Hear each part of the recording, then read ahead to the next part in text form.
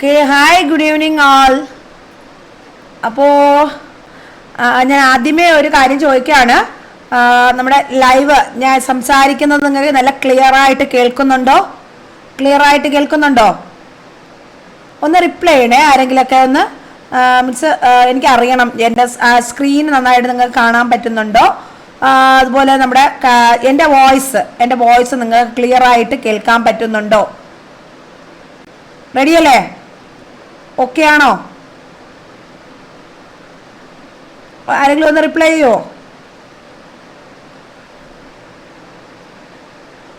Yes, okay. അപ്പോൾ നമ്മുടെ നിങ്ങളെല്ലാവരും നന്നായിട്ട് എല്ലാം പഠിച്ച് നമ്മുടെ ഫസ്റ്റ് സെമസ്റ്റർ എക്സാമിന് വേണ്ടി നമ്മുടെ ജീവിതത്തിലെ ഏറ്റവും ഇമ്പോർട്ടൻ്റ് ആയിട്ടുള്ള ഒരു സ്റ്റേജിലാണ് നമ്മളിപ്പോൾ നിൽക്കുന്നത്. ഫസ്റ്റ് സെമസ്റ്റർ BSc നഴ്സിംഗ് അല്ലെങ്കിൽ ഒരു നേഴ്സ് ആകുക എന്നുള്ള ഒരു ഉദ്ദേശത്തോടു കൂടി, ഒരു ലക്ഷ്യത്തോടു കൂടി നമ്മൾ നഴ്സിങ്ങിന് ചേർന്നു. ലക്ഷങ്ങൾ കൊണ്ടൊന്ന് അടച്ചു. അല്ലെങ്കിൽ കുറച്ച് പേരൊക്കെ ഗവൺമെൻറ് സീറ്റുകൾ കിട്ടിയവരുണ്ടാവും. എന്തായാലും നമ്മൾ പല യൂണിവേഴ്സിറ്റികൾ, രാജീവ് ഗാന്ധി യൂണിവേഴ്സിറ്റി, അതുപോലെ കേരള യൂണിവേഴ്സിറ്റി, 2 യൂണിവേഴ്സിറ്റിക്കാർക്കും ഇതിപ്പോൾ വളരെ യൂസ്ഫുൾ ആണ്.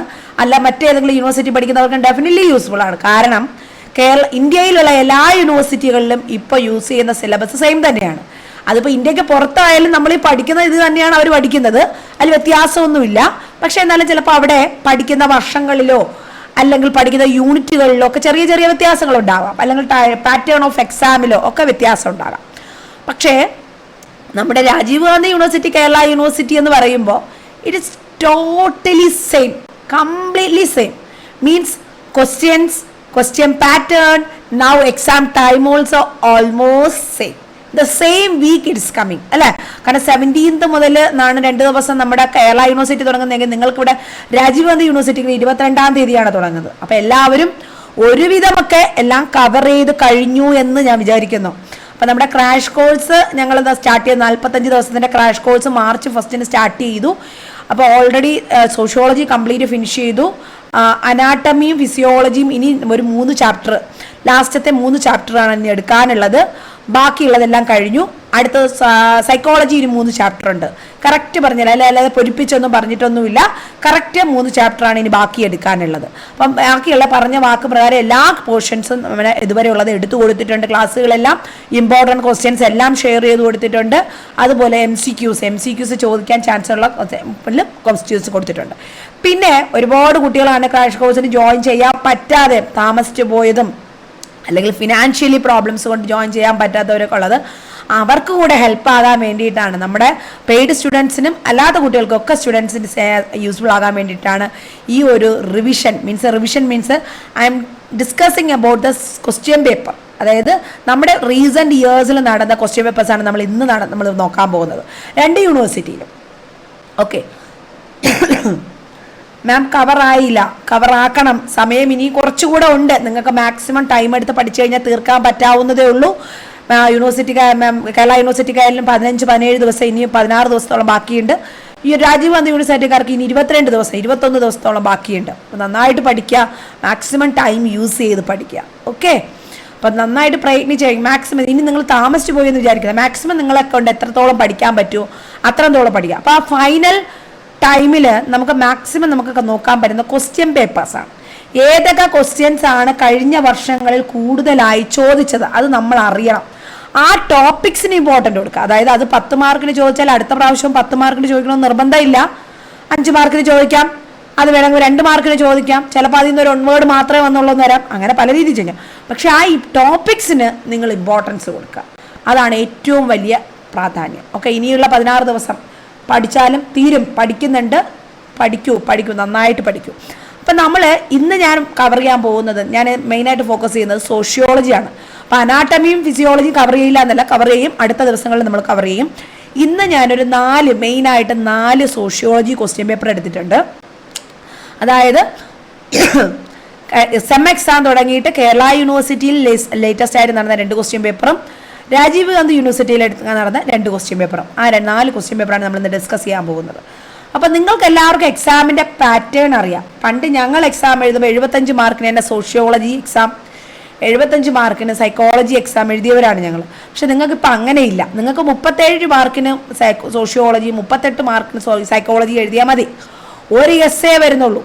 3 ഷോർട്ട് എസ്സേ വരുന്നുള്ളൂ അല്ലേ. അപ്പോൾ അത്രയും വളരെ സിമ്പിൾ ആക്കിയിട്ടുണ്ട് എക്സാം. കാരണം 6 മാസത്തിലൊരിക്കലാണ് നിങ്ങൾക്ക് എക്സാം വരുന്നത്. അപ്പോൾ അതുകൊണ്ട് തന്നെ എക്സാമിൻ്റെ പാറ്റേൺ വളരെ സിമ്പിൾ ആക്കിയിട്ടുണ്ട്. അപ്പം നിങ്ങൾ ആ രീതിക്ക് കൂടെ ഒന്ന് നന്നായിട്ടൊന്ന് പ്രിപ്പയർ ചെയ്തും കൂടി പോയി കഴിഞ്ഞാൽ മതി, ധാരാളം സുഖമായിട്ട് നിങ്ങളെല്ലാവരും ജയിക്കും. അപ്പോൾ നമ്മുടെ ക്രാഷ് കോഴ്സിലെ കുട്ടികൾക്ക് എല്ലാവർക്കും എല്ലാ ചാപ്റ്റേഴ്സിലും ഇമ്പോർട്ടൻ്റ് ആയിട്ടുള്ള ക്വസ്റ്റ്യൻസ് കൊടുക്കുന്നുണ്ട്. അപ്പോൾ അത് ഞാൻ ആ ഇമ്പോർട്ടൻസ് ക്വസ്റ്റ്യൻസ് എടുക്കുന്നത് നമ്മുടെ പ്രീവിയസ് ക്വസ്റ്റ്യൻ പേപ്പറൊക്കെ നോക്കിയിട്ട് തന്നെയാണ് ആ ഇമ്പോർട്ടൻസ് ക്വസ്റ്റ്യൻ പേപ്പർ. അപ്പോൾ അതുകൊണ്ട് ആ ക്വസ്റ്റ്യൻ പേപ്പറുകൾ തന്നെ, ആ ക്വസ്റ്റ്യൻസ് തന്നെ കൂടുതൽ നിങ്ങൾ ഫോക്കസ് ചെയ്യുകയാണെങ്കിൽ മാക്സിമം ക്വസ്റ്റ്യൻസ് അതിനകത്തുനിന്ന് തന്നെ വരുമെന്നാണ് എൻ്റെ വിശ്വാസം. അപ്പോൾ നിങ്ങൾക്കിനി എക്സാമിന് നിങ്ങൾ ടെൻഷൻ അടിക്കരുത്. മാക്സിമം നിങ്ങൾ എത്രത്തോളം പഠിക്കാൻ പറ്റുമോ അത്രത്തോളം പഠിക്കുക. അനാട്ടമിയും ഫിസിയോളജിയും പഠിക്കുമ്പോൾ അതിൻ്റെ പിക്ചേഴ്സ് വരച്ച് തന്നെ പഠിക്കുക. അത് നമുക്ക് അനാട്ടമി ക്വസ്റ്റ്യൻ പഠിപ്പിക്കുമ്പോൾ പറയാം. ഓക്കെ, ഇന്ന് നമ്മൾ നോക്കാൻ പോകുന്നത് സോഷ്യോളജിയാണ്. സോഷ്യോളജി സൈക്കോളജി അല്ലെങ്കിൽ സോഷ്യോളജിയുടെ ക്വസ്റ്റ്യൻ പേപ്പർ എന്ന് പറയും. ക്വസ്റ്റ്യൻ എന്ന് പറയുമ്പോൾ നിങ്ങൾക്ക് അവിടെ പിക്ചർ വരയ്ക്കാനില്ല, എഴുതുമ്പോൾ എങ്ങനെ എഴുതണം, അതായത് നിങ്ങൾ വെറുതെ ഇങ്ങനെ പാരഗ്രാഫായിട്ട് ലേഖനം പോലെ എഴുതി പോകരുത്.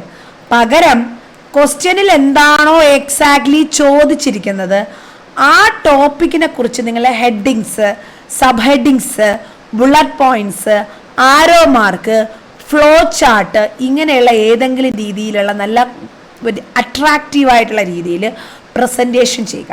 അല്ലാതെ നിങ്ങൾക്ക് ആ ടോപ്പിക്കിനെ കുറിച്ച് എന്താ അറിയാമോ അതിങ്ങനെ കടൽ പോലെ എഴുതി പോകുന്നതുകൊണ്ട് യാതൊരുവിധ ഗുണവും ഉണ്ടാകത്തില്ല, വലിയ മാർക്കൊന്നും കിട്ടത്തില്ല. അതുകൊണ്ട് മാക്സിമം ഗുഡ് പ്രസൻറ്റേഷൻ അത് വളരെ ഇമ്പോർട്ടൻ്റ് ആണ്. നല്ല ഹാൻഡ് റൈറ്റിംഗിൽ എഴുതുക എന്ന് പറഞ്ഞാൽ നല്ല എൻ്റെ സ്വന്തം ഹാൻഡ് റൈറ്റിംഗ് മോശമാണെന്ന് വിചാരിച്ചിട്ട് അതിങ്ങനെ ഇരുന്ന് ഉരുട്ടി സമയം കളയരുത് കേട്ടോ. അപ്പം നമുക്ക് നോക്കാം, സ്റ്റാർട്ട് ചെയ്യാം. ആദ്യം മുതൽ സ്റ്റാർട്ട് ചെയ്യാം. അപ്പം നമുക്ക് റെഡി അല്ലേ? ആദ്യത്തെ ക്വസ്റ്റ്യനിലോട്ടൊന്ന് പോയാലോ? അപ്പം നമ്മളിന്ന് ഉദ്ദേശിക്കുന്നത് ഞാൻ ക്വസ്റ്റ്യൻ നിങ്ങൾക്ക് ആദ്യം നമ്മുടെ സിലബസിലുള്ള ഒരു മോഡൽ ക്വസ്റ്റ്യൻ പേപ്പറാണ് ആദ്യം നോക്കുന്നത്. അത് കഴിഞ്ഞിട്ട് പിന്നെ നമ്മൾ എന്തിലോട്ട് പോകും? മോഡൽ ക്വസ്റ്റ്യൻ പേപ്പേഴ്സിലോട്ട് പോകും.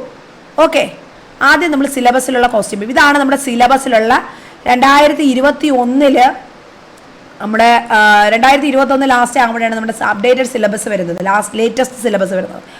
അപ്പോൾ 2021 സ്കീം പ്രകാരം സെം എക്സാം സ്റ്റാർട്ട് ചെയ്യുമ്പോൾ നമുക്ക് യൂണിവേഴ്സിറ്റിക്കാർ തന്നിരിക്കുന്ന മോഡൽ ക്വസ്റ്റ്യൻ പേപ്പറാണിത്. നിങ്ങളത് കുറച്ച് പേരെങ്കിലും കണ്ടിട്ടുണ്ടാവും, കണ്ടിട്ടില്ലാത്തവർ ഇവിടെ നോക്കാം. ഇതാണ് സാമ്പിൾ ക്വസ്റ്റ്യൻ പേപ്പർ. മാർക്കിങ്ങിൻ്റെ distribution, total paper question paper 75 മാർക്സിനാണ്. അതിൽ എ പാർട്ട് ബി പാർട്ട് എന്ന് പറഞ്ഞ 2 പാർട്ടുണ്ട്. അതിൽ എ പാർട്ട് എന്ന് പറഞ്ഞാൽ സോഷ്യോളജി, അത് 37 മാർക്കിനാണ് ടോട്ടൽ മാർക്ക് വരുന്നത്. ഓക്കെ, അടുത്ത ബി പാർട്ട് എന്ന് പറയുന്നതാണ് ഏത്? സൈക്കോളജി എന്ന് പറയുന്നത്. ഓക്കെ, അത് 38 മാർക്കിനുണ്ട്. ക്ലിയർ? ഇതാണ് നിങ്ങളുടെ മാർക്കിംഗ് ക്രൈറ്റീരിയ. സൈക്കോളജി നമ്മൾ ഇന്ന് ഡിസ്കസ് ചെയ്യുന്നില്ല, സോഷ്യോളജിയാണ് ഡിസ്കസ് ചെയ്യുന്നത്.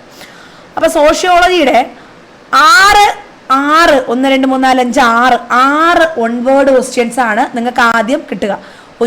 രാജീവ് ഗാന്ധി യൂണിവേഴ്സിറ്റി ആകുമ്പോൾ ക്വസ്റ്റ്യൻ പേപ്പറിന്റെ ലാസ്റ്റ് ആയിരിക്കും 1-വേർഡ് ക്വസ്റ്റ്യൻസ്. അത് നമ്മുടെ സാമ്പിൾ ക്വസ്റ്റ്യൻ ലേറ്റസ്റ്റ് ആയിട്ട് നടന്ന ക്വസ്റ്റ്യൻ പേപ്പർ ഞാൻ കാണിച്ചു തരുമ്പോൾ നിങ്ങൾക്ക് അത് ക്ലിയർ ആകും. ഓക്കെ, അപ്പോൾ ഈ 6 1-വേർഡ് ക്വസ്റ്റ്യൻ നിങ്ങൾ ക്വസ്റ്റ്യനോ അതിൻ്റെ ഓപ്ഷൻസോ ഒന്നും എടുത്ത് എഴുതണ്ട, ക്വസ്റ്റ്യൻ ക്ലിയർ ആയിട്ട് വായിക്കുക. Definitely sociology psychology one word questions, it will not be direct question. You have to read word by word. You have to read, you understand the meaning and you find out the exact answer.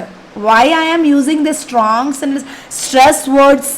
Because ഈ തന്നിരിക്കുന്ന ഓപ്ഷനിൽ ഏതെങ്കിലും 2 option definitely നിങ്ങളെ confuse ചെയ്യിപ്പിക്കുന്നതായിരിക്കും. പേടിപ്പിക്കുകയല്ല, ബുദ്ധിപരമായിട്ട് സ്മാർട്ടായിട്ട് നിങ്ങൾ എങ്ങനെ answer ചെയ്യണം എന്നുള്ളതാണ് ഞാൻ പറയുന്നത്. ചാടിക്കേറി ക്വസ്റ്റ്യൻ കണ്ട ഉടനെ, ക്വസ്റ്റ്യനിൽ ഒരു വേർഡ് കണ്ട ഉടനെ അതിൽ ഓപ്ഷനിലോട്ട് പോകരുത്. You read question thoroughly, understand the exact meaning of question and read all option. No, don't believe only one option. You read all option and think all meaning of that words, then you go for answering. Okay, you understood? എങ്ങനെയാണ് answer ചെയ്യേണ്ടത് മനസ്സിലാവുന്നുണ്ടോ? Question നന്നായിട്ട് വായിക്കുക, അർത്ഥം മനസ്സിലാക്കുക, ആ ക്വസ്റ്റ്യൻ്റെ answer ആയിട്ട് വരാൻ ചാൻസ് ഉള്ള ഓപ്ഷൻസ് അതിൽ നിന്ന് ചൂസ് ചെയ്യുക, അതിൽ വരാത്ത 2 എലിമിനേറ്റ് ചെയ്യുക, അടുത്ത അതിൽ എക്സാക്റ്റ് വേർഡ് ഏതാണെന്ന് നോക്കിയിട്ട് അത് ആൻസർ ചെയ്യാം. അല്ലാതെ ഒരിക്കലും ക്വസ്റ്റ്യൻ കണ്ട് ചാടി കയറി ആൻസർ എഴുതി കളയരുത്. It will take time. Totally നിങ്ങൾക്ക് ഇവിടെ എത്ര മണിക്കൂറാണ് എക്സാം പറയുക? 3 മണിക്കൂറാണ് എക്സാം ഉള്ളത്. അതിൽ 1.5 മണിക്കൂറാണ് നിങ്ങൾക്ക് ഈ 37 മാർക്കിന്റെ എക്സാം എഴുതാൻ കിട്ടുന്നത്. ഇതിൽ ഈ 6 ക്വസ്റ്റ്യൻ എഴുതാൻ വേണ്ടി നിങ്ങൾക്ക് 5 മിനിറ്റ് മതി. 5 മിനിറ്റ് കൊണ്ട് നിങ്ങൾക്ക് കിട്ടും ആൻസർ. ഡെഫിനറ്റ്ലി നിങ്ങൾക്ക് അത് ചെയ്യാൻ പറ്റും if you practise, if you red every topic. Okay, മനസ്സിലായോ? എല്ലാ ടോപ്പിക്സും നിങ്ങൾ ഒരുവിധം വായിച്ചിട്ടുണ്ടെങ്കിൽ നിങ്ങൾക്ക് 5 മിനിറ്റ് കൊണ്ട് ഇതിന്റെ ആൻസർ ചെയ്യാൻ പറ്റും. ഓക്കെ, അപ്പൊ നമ്മൾ അതനുസരിച്ച് 5 ക്വസ്റ്റ്യൻസ് ആൻസർ ചെയ്യാം. ഓക്കെ, അത് കഴിഞ്ഞാൽ പിന്നെ നിങ്ങൾക്കുള്ളത് ഒരേ ഒരു എസ്എ ക്വസ്റ്റ്യൻ ആണ്. 10 മാർക്കിന്റെ ഒരേ ഒരു എസ്എ ക്വസ്റ്റ്യൻ. ആ ക്വസ്റ്റ്യൻ നന്നായിട്ട് തന്നെ എഴുതുക. രാജീവ് ഗാന്ധി യൂണിവേഴ്സിറ്റിക്കാർക്ക് നമ്പർ ആയിട്ട് സ്പേസ് കറക്റ്റായിട്ട് അലോക്കേറ്റ് ചെയ്തിട്ടുള്ള ബുക്ക്ലെറ്റ് ആണ് എന്നൊക്കെയാണ് എക്സാം ക്വസ്റ്റ്യൻ മാർക്ക് ഷീറ്റ് ആണ് വരുന്നത് എന്നൊക്കെയാണ് പല കോളേജസിലും പറഞ്ഞിരിക്കുന്നത്. എൻ്റെ ഒരു കസിൻ സിസ്റ്റർ പറഞ്ഞതാണ് എന്നോടത്. കോളേജിൽ നിന്ന് അങ്ങനെ ഒരു ഇൻഫർമേഷൻ കിട്ടിയിട്ടുണ്ടത്. അപ്പം അങ്ങനെയാണെങ്കിൽ നിങ്ങൾക്ക് അതിനകത്ത് എത്ര സ്പേസ് തന്നിരിക്കുന്നോ അതനുസരിച്ച് നിങ്ങൾ ആ ക്വസ്റ്റ്യനെ പ്ലാൻ ചെയ്യണം. ഓക്കെ, അതല്ല എങ്കിൽ നിങ്ങൾ മാർക്ക് അനുസരിച്ച് പ്ലാൻ ചെയ്ത് എഴുതുക. ഒരേ ഒരു 10 മാർക്കിന്റെ ക്വസ്റ്റ്യനേ ഉള്ളൂ. പിന്നെ അടുത്തുള്ളത് ഷോർട്ട് എസ്സേസ് ആണ്. അതായത് ഷോർട്ട് നോട്ട്സ് അല്ലെങ്കിൽ short answer, short essay. 3 question ആയിട്ട് ഉണ്ടാകുന്നത്. 3ഉം 5 മാർക്കിനാണ്. അത് പ്ലാൻ ചെയ്ത് എഴുതണം. അത് കഴിഞ്ഞാൽ 3 2 മാർക്കിന്റെ ക്വസ്റ്റ്യൻ ഉണ്ട്. Even at least half page. And if they are not giving adequate space, if they are giving allotted space means you have to finish it within that space. If they are not giving like a deadline or limitation, you can go for your convenience, like a half page you can write. Okay, anatomy physiology ഒക്കെ ആകുമ്പോൾ നിങ്ങൾക്ക് ഒരുപാട് points ഉണ്ടാവും അവിടെ എഴുതാൻ വേണ്ടി ഒരു particular topic ആകുമ്പോൾ. പക്ഷെ അപ്പോൾ അവിടെ നിങ്ങൾ മിനിമം ഒരു 6 പോയിന്റ് എങ്കിലും എഴുതാൻ നോക്കുക. 2 മാർക്കിന് 4 പോയിന്റ് മതി. പക്ഷെ നിങ്ങൾ എഴുതുന്നതിൽ 1 എണ്ണമോ 2 എണ്ണമോ തെറ്റിപ്പോയാലും നിങ്ങൾ 6 പോയിന്റ് എഴുതി കഴിഞ്ഞാൽ 2 മാർക്കിന്റെ ക്വസ്റ്റ്യൻ ഡെഫിനറ്റ്ലി 2 എണ്ണം തെറ്റിയില്ലെങ്കിലും നിങ്ങൾക്ക് ഉറപ്പായിട്ടും ഈ 2 മാർക്ക് അവിടെ കിട്ടും. 2 2 2 2 6 മാർക്ക് അവിടെ കിട്ടും. ഈ ഒൺവേർഡ് ക്വസ്റ്റ്യന്റെ 6 മാർക്ക് നിങ്ങൾക്ക് കിട്ടണം. മിനിമം 5 മാർക്കെങ്കിലും കിട്ടണം. ക്ലിയർ? ആ രീതിയിൽ തന്നെ നിങ്ങൾ ആൻസർ ചെയ്യണം. 6ഉം 5ഉം എത്രയായി? അപ്പൊ 11 ക്ലിയർ? പിന്നെയാണ് നമ്മുടെ ഷോർട്ട് എസ്സേസ്. എസ്സേ നിങ്ങൾക്ക് എത്ര തന്നെ നിങ്ങൾ എഴുതി നന്നായിട്ട് പ്രസന്റ് ചെയ്താലും 8 മാർക്ക്, മാക്സിമം 8.5 9, 8 or 9 അത്രയും പ്രതീക്ഷിച്ചാൽ മതി. ഇനി ഒരു ആവറേജ് ലെവൽ കുട്ടിയാണെങ്കിൽ നിങ്ങൾക്കൊരു 7 മാർക്ക് അത്ര പ്രതീക്ഷിച്ചാൽ മതി. അത്രേ തരത്തുള്ളൂ യൂണിവേഴ്സിറ്റിക്കാർ. ഇനി അതവിടെ എത്രയായി? 11ഉം 7ഉം 18 മാർക്ക് അത്ര പ്രതീക്ഷിച്ചാൽ മതി. അതിൽ കൂടുതലൊന്നും പ്രതീക്ഷിച്ച് പോകണ്ട. പിന്നെ നിങ്ങൾക്ക് 3 5 മാർക്കിന്റെ ക്വസ്റ്റ്യൻ ഉണ്ട്. നമ്മുടെ ലക്ഷ്യം എന്ന് പറയുന്നത് മിനിമം 3.5 മാർക്ക് ഓരോ എസ്സേക്കും കിട്ടണം. 3.5 മാർക്ക് ഓരോ എസ്സേക്കും കിട്ടണം. അതിൽ കൂടുതൽ 4 മാർക്കോ 4 ഏതെങ്കിലും കിട്ടിയാൽ നല്ലത്, അതവിടെ നിങ്ങളുടെ മാർക്ക് കൂട്ടും. പക്ഷെ നമ്മുടെ ലക്ഷ്യം ഈ 3 എസ്സേക്കും കൂടി 10 മാർക്ക് കിട്ടുക. ക്ലിയർ ആവുന്നുണ്ടോ? ആ 10 മാർക്ക് കൂടി ആവുമ്പോൾ എത്രയായി? 28 മാർക്കായി. 37 28 മാർക്ക് നിങ്ങൾക്ക് കിട്ടിയാൽ നല്ലൊരു സ്കോറാണത്. ക്ലിയർ ആവുന്നുണ്ടോ? നല്ലൊരു സ്കോർ. കാരണം അവിടെ ഒരു 70% അവിടെ മാർക്ക് ആകുന്നുണ്ട്. അത് 37ന്റെ ഒരു 65 to 70% മാർക്ക് എന്തായാലും ഉറപ്പായിട്ട് നിങ്ങൾക്ക് അവിടെ കിട്ടും. ക്ലിയർ? ഈ രീതിയിലെങ്കിലും മിനിമം മാർക്ക് വേണം. അത് ഫോക്കസ് ചെയ്ത് വേണം നിങ്ങൾ ഓരോ ക്വസ്റ്റ്യൻസും ആൻസർ ചെയ്യാൻ. ക്ലിയർ ആവുന്നുണ്ടോ? അപ്പോൾ ഇനി നമുക്ക് ഓരോ ക്വസ്റ്റ്യൻസിലോട്ട് പോകാം. എങ്ങനെ ഈ ക്വസ്റ്റ്യൻസ് നിങ്ങൾ ആൻസർ ചെയ്യുന്നുള്ളതാണ് എനിക്ക് ഏറ്റവും അത്യാവശ്യം അറിയേണ്ടത്. ഈ ക്വസ്റ്റ്യൻ പേപ്പറിൽ ഇവിടെ ഒരിടവും ഞാൻ ആൻസർ മെൻഷൻ ചെയ്തിട്ടില്ല. എൻ്റെ ഒപ്പം നിങ്ങൾ പഠിച്ചിട്ടുണ്ടോ ഇല്ലയോ എന്നുള്ളത് അവിടെ ഇരിക്കട്ടെ, അത് വേറെ കാര്യം. നിങ്ങൾ എൻ്റെ ഒപ്പം ആൻസർ ചെയ്യുക. കാരണം ഞാനിവിടെ ജസ്റ്റ് ആൻസർ പറഞ്ഞു പോവുകയല്ല, നിങ്ങൾക്ക് ഞാൻ ആൻസർ കണ്ടെത്തി തരികയാണ് ചെയ്യുന്നത്. ഞാനും ഇതുവരെ ആൻസർ നോക്കിയിട്ടില്ല. അപ്പം ഞാനിതിലൂടെ നിങ്ങൾക്കൊപ്പം ഞാൻ ഈ ക്വസ്റ്റ്യൻസിൻ്റെ ആൻസർ കണ്ടെത്താൻ പോവുകയാണ്. അപ്പം ഞാനിവിടെ ക്വസ്റ്റ്യനും അത് വായിച്ച് അതിൻ്റെ മെറ്റീരിയൽസും കാണിച്ച് പറഞ്ഞു തരും. ഓക്കെ, അപ്പം നിങ്ങൾ ട്രൈ ടു ആൻസർ ഇറ്റ്. എല്ലാവരും റെഡിയാണല്ലോ നന്നായിട്ട് ആൻസർ ചെയ്യാൻ വേണ്ടിയിട്ട്? Okay, first question, change in the individuals. Okay, while you are reading for your exam also, you read in this pattern. Change in the individuals, not like this. Okay, you read word by word. Change in the, okay, change in the individuals, okay, ഓരോ മനുഷ്യന്റെയും മാറ്റം എങ്ങനെ വരുന്നു? Geographical space. What is mean by geographical space? The space they were living. അവരെവിടെയാണോ താമസിക്കുന്ന സ്ഥലം, അതിൽ മാറ്റം വരുന്നതിനെ എന്തു പറയുന്നു? എന്ത് പറയുന്നു? ഓപ്ഷൻസ് നോക്കൂ. അതായത് ഒരാള് ഒരിടത്തുനിന്ന് വീട് മാറി മറ്റൊരിടത്തോട്ട് വീട് മാറിയാൽ, ജിയോഗ്രഫിക്കൽ സ്പേസ് മാറിയാൽ അതിനെ എന്തെന്ന് വിളിക്കും? Option A social mobility, migration, social change, accommodation. What will be the correct answer? You try to answer it first. Try to answer it. I need answers. I need answers. You try to answer it. സ്ഥലം മാറി മറ്റൊരു സ്ഥലത്തോട്ട് മാറി താമസിക്കുന്നതിനെ എന്തെന്ന് പറയും നമ്മൾ?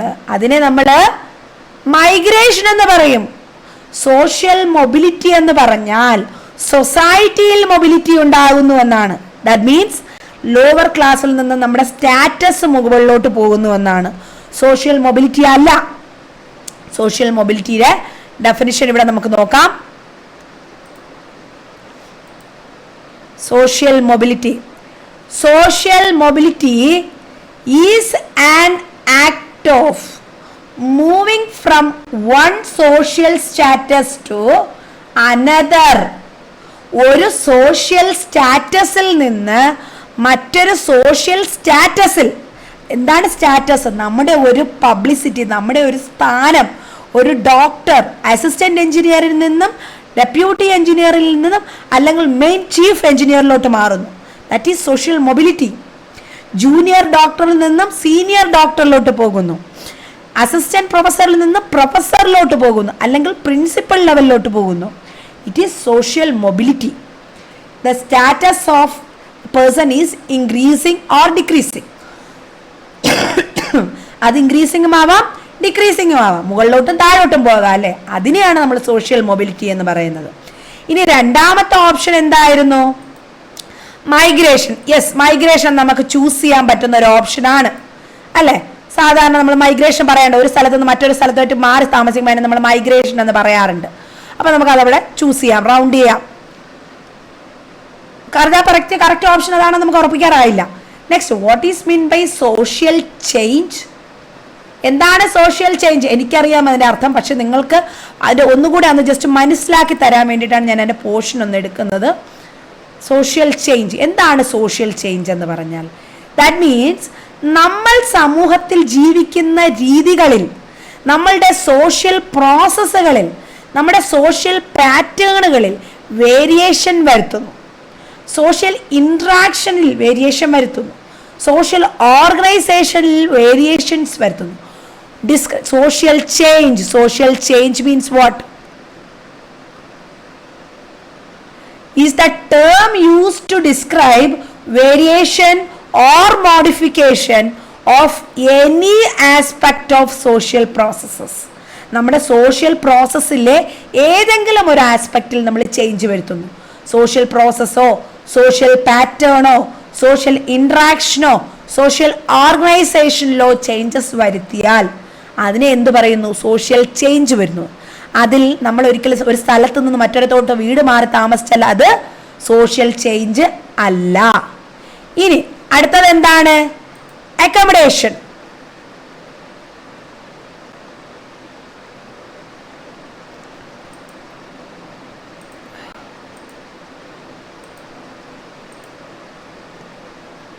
Yes, accommodation.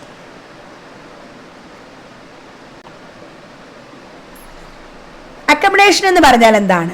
അതായത് നമ്മൾ ഒരിടത്ത് ചെന്ന് ഒരിടത്ത് നമ്മൾ അവിടമായിട്ട് അഡ്ജസ്റ്റ് ചെയ്യുന്നു.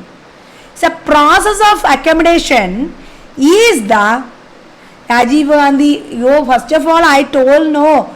It is not only for Rajiv Gandhi University. It is not only for Kerala University. It is for all nursing students. all nursing students studying in India, they can watch and study this one.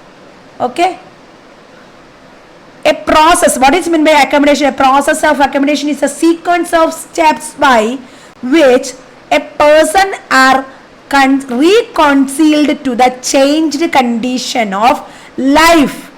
അതായത് അയാളുടെ ജീവിതത്തിൽ, ഒരു വ്യക്തിയുടെ ജീവിതത്തിൽ സാധാരണ ഉണ്ടായിരുന്നതിൽ നിന്നും എന്തൊക്കെയാണോ changes വന്നത്, ആ ചേഞ്ചസുമായിട്ട് ആ വ്യക്തി അഡ്ജസ്റ്റ് ആകുന്ന process. It is a social process. The person is adjusting to the new conditions, new changes, new attitudes, new habits. He is adjusting with that. That is accommodation. Clear ആവുന്നുണ്ടോ? അപ്പോൾ നമ്മുടെ ക്വസ്റ്റ്യനിലുള്ള 4 വേർഡും നമ്മളുടെ meaning പറഞ്ഞു. ഇനി ഇതിൽ നമുക്ക് choose ചെയ്യാൻ പറ്റുന്ന, ഒരാൾ ഒരു സ്ഥലത്ത് നിന്ന് മറ്റൊരു സ്ഥലത്തോട്ട് പോകുന്നതിന് പറയാൻ പറ്റുന്ന ഒരേ ഒരു ആൻസറേ ഉള്ളൂ. ഏതാണത്? അത് ഓപ്ഷൻ ബി, മൈഗ്രേഷൻ ആണ്. നിങ്ങൾ പലരും തെറ്റിക്കും. കാരണം സോഷ്യൽ മൊബിലിറ്റി എന്നുള്ള വേർഡ് ചാടിക്കേറി എഴുതും. കാരണം നമ്മൾ പഠിച്ചിട്ടുള്ളതിൽ മൂവ് ചെയ്യുന്നു എന്ന് പറയുമ്പോൾ അവിടെ ആ ഒരു മീനിങ് വരുന്നത് നമ്മുടെ എന്താണ്? മൊബിലിറ്റി എന്നുള്ളതാണ്. നിങ്ങൾ പഠിച്ചിട്ടില്ല അറിയത്തില്ല എന്ന് പറഞ്ഞിട്ട് കാര്യമില്ല. നിങ്ങൾ പഠിക്കൂ. ഈ സെക്കൻഡ് നമുക്ക് എന്തായാലും എക്സാം പാസ്സാവണം. ഈ സെക്കൻഡ് മുതൽ പഠിക്കൂ, അത് മതി.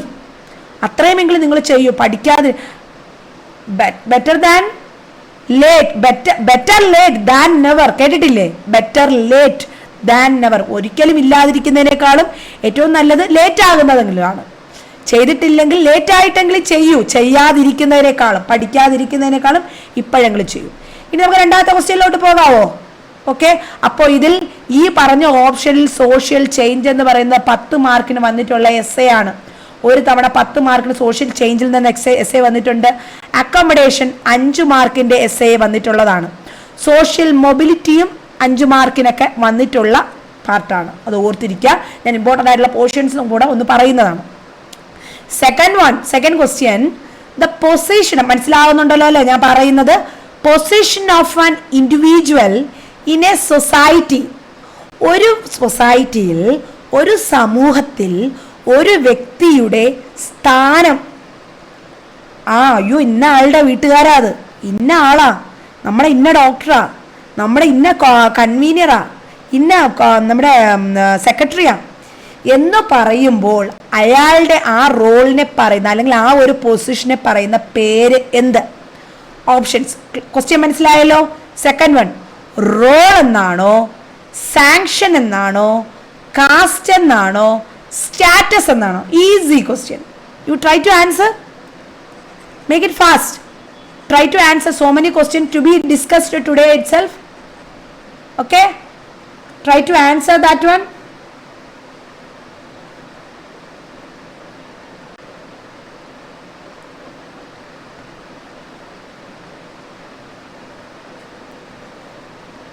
Which one is? Option D. കാരണം നമുക്കിത് ക്ലിയർലി അറിയാം. ഒരു വ്യക്തിയുടെ സ്റ്റാറ്റസ് ആണ് പറയുന്നത്. അവിടുത്തെ സെക്രട്ടറി അത്, പുള്ളി അവിടുത്തെ പ്രിൻസിപ്പളാ അത് എന്ന് പറഞ്ഞാൽ അതെന്താണ്? This is his position in the society. That is his status. Okay,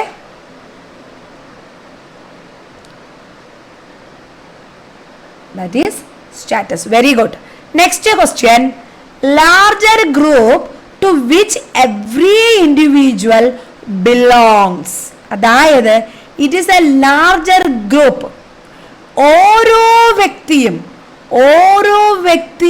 അടങ്ങിയിട്ടുള്ള, ഓരോ വ്യക്തിയും എന്ന് പറയുമ്പോൾ അവിടെ എല്ലാ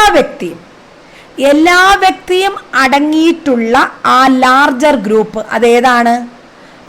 ഇതിൽ അസോസിയേഷൻ എന്ന് പറഞ്ഞാൽ അസോസിയേഷനിൽ പങ്കെടുക്കാത്ത ആൾക്കാരുണ്ടാവില്ലേ? ഉണ്ടാകും. കമ്മ്യൂണിറ്റിയിൽ പങ്കെടുക്കാത്ത ആൾക്കാരുണ്ടാകാം. കാരണം അവിടെ വി ഫീലിംഗ് ഉള്ളതാണ്. അതിൽ പങ്കെടുക്കാത്ത ആളുകൾ ഉണ്ടാകാം.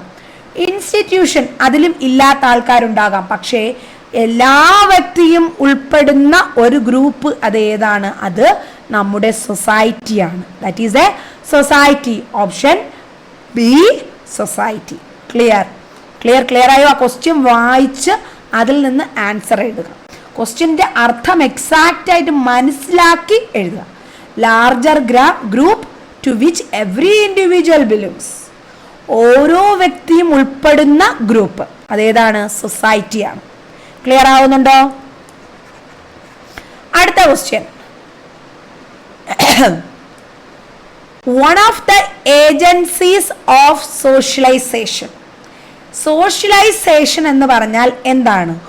ഒരു വ്യക്തി സൊസൈറ്റിയിലെ മെമ്പറായി മാറുന്ന പ്രോസസ്സിനെ, ജനിച്ച് നമ്മൾ ഒരു വീട്ടിൽ ജനിച്ച് അച്ഛൻ അമ്മ ബന്ധം അങ്ങനെ നമ്മൾ എന്ത് ചെയ്യുന്നു? സോഷ്യലൈസ് ചെയ്യുന്നു.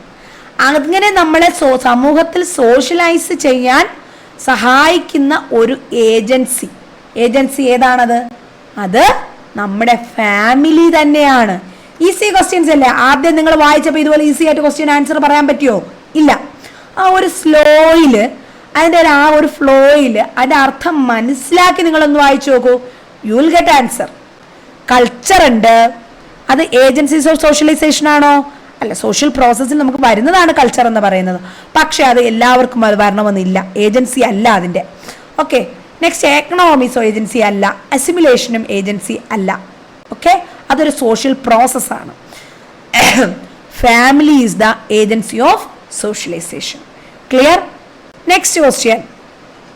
Father of sociology. എല്ലാവർക്കും അറിയായിരിക്കും ആരാണ് ഫാദർ ഓഫ് സോഷ്യോളജി എന്ന് പറയുന്നത്. Father of sociology, try to answer it. Father of sociology MacIver ആണോ, അഗസ്റ്റേ കോംറ്റെ ആണോ, കാൾ മാക്സ് ആണോ, ഹെർബർട്ട് സ്പെൻസർ ആണോ? ആരാണ് നമ്മുടെ ഫാദർ ഓഫ് സോഷ്യോളജി എന്ന് പറയുന്നത്? ഫാദർ ഓഫ് സോഷ്യോളജി എന്ന് പറയുന്നത് ആരാണ്? It is August Comte. അതിൻ്റെ ഡെഫിനിഷൻ അങ്ങനെയുള്ള എന്തൊക്കെ തെളിവുകളും എല്ലാം വേണോ നിങ്ങൾക്ക്? I'll show you. Here you can see the term sociology is derived from the Latin word societas. Societas എന്നുള്ള ലാറ്റിൻ വേർഡിൽ നിന്നാണ് ഏത് വേർഡ് ഫോം ചെയ്തത്?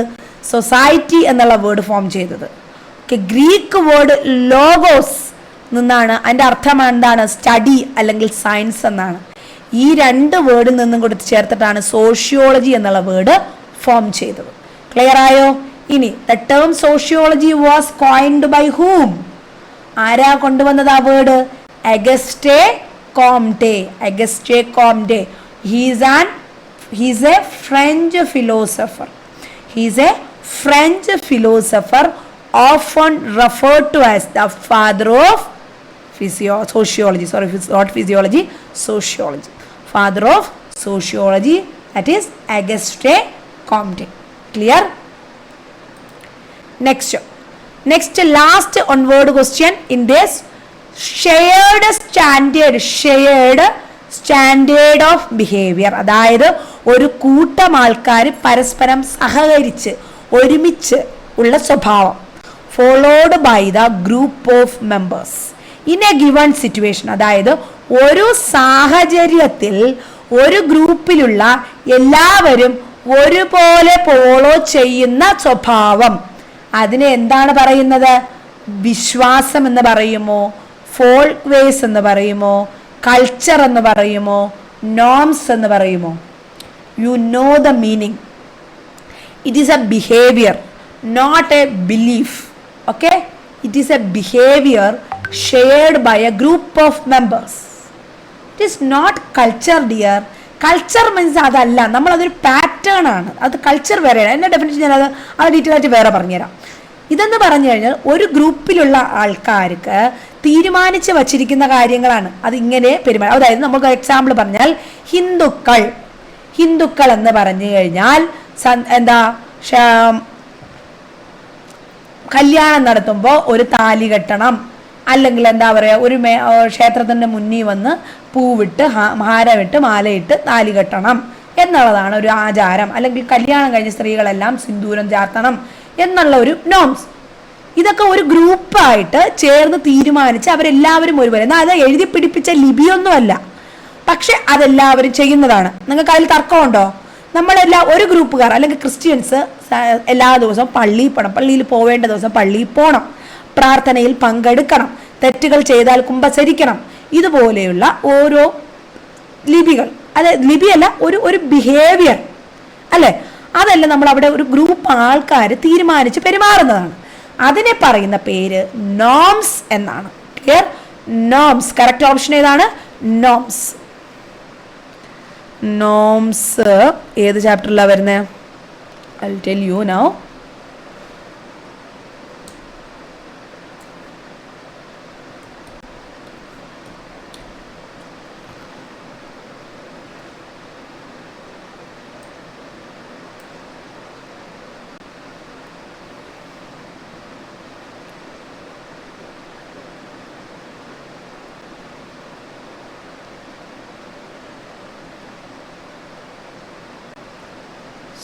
ഞാൻ പേജ് നമ്പർ മറന്നു പോയി. Norms I think 520. Yes,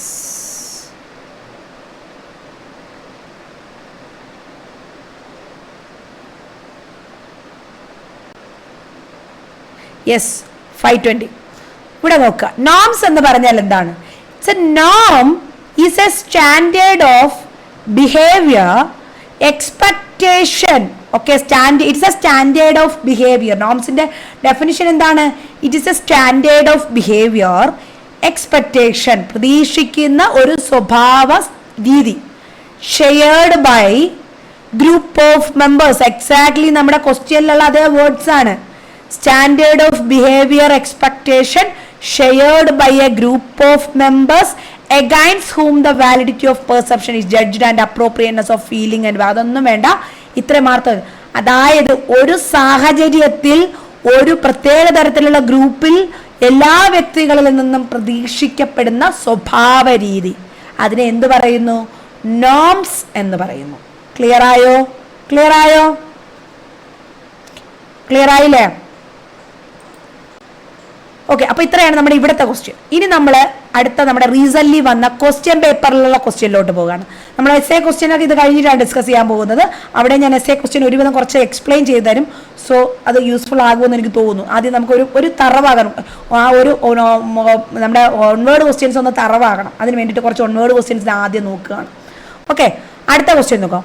what is defined as A network of social relations? സമൂഹത്തിൽ ഒരു വ്യക്തികൾ, സാമൂഹികപരമായിട്ടുള്ള എല്ലാ വ്യക്തികളുടെയും ഒരു റിലേഷൻഷിപ്പിന്റെ ഒരു നെറ്റ്വർക്ക് എന്ന് പറയുന്നത് എന്താണ്?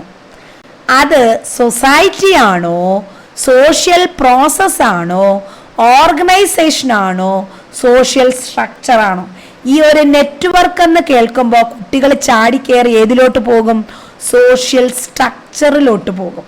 അതല്ല, ഇവിടെ ചോദിക്കുന്നത് സോഷ്യൽ റിലേഷൻഷിപ്പാണ്. അതായത് നമുക്കവിടെ എടുത്തു കാണിക്കാൻ പറ്റുന്ന ഒരു സാധനമല്ല അത്, ബന്ധങ്ങളുടെ നെറ്റ്വർക്ക്. അതാണ് എന്തെന്ന് പറയുന്നത്, നമ്മൾ പഠിച്ചിട്ടുണ്ട്, society. Society is the network of social relationship. I will prove that. Okay,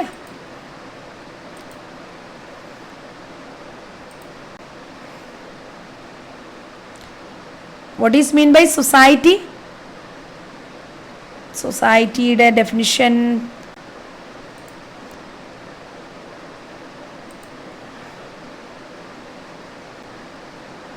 ഇല്ലാന്ന് തോന്നുന്നു. ഓക്കെ, തപ്പാൻ പോയി സമയം പോകണ്ട, കാണാതിരിക്കില്ല, പക്ഷെ ഞാൻ തപ്പി സമയം പോകും. അതുകൊണ്ട് ഞാനത് പോകുന്നില്ല. അത് സിമ്പിൾ ആയിട്ടുള്ള കാര്യമാണ്, നിങ്ങൾക്ക് എല്ലാവർക്കും അറിയാവുന്നതാണ്. നെറ്റ്വർക്ക് ഓഫ് സോഷ്യൽ റിലേഷൻഷിപ്പ് എന്ന് പറഞ്ഞാൽ എന്താണ്? അത് സൊസൈറ്റിയാണ്. Clear? Next, what are the perceived informal? Clear? ആ വേർഡ് നോക്കാം. ഇൻഫോർമൽ, പെർസീവ്ഡ് മീൻസ് എന്താ? മറ്റുള്ളവരിൽ നിന്ന് നമ്മൾ സ്വീകരിച്ചത്, മനസ്സിലാക്കിയെടുത്തത്.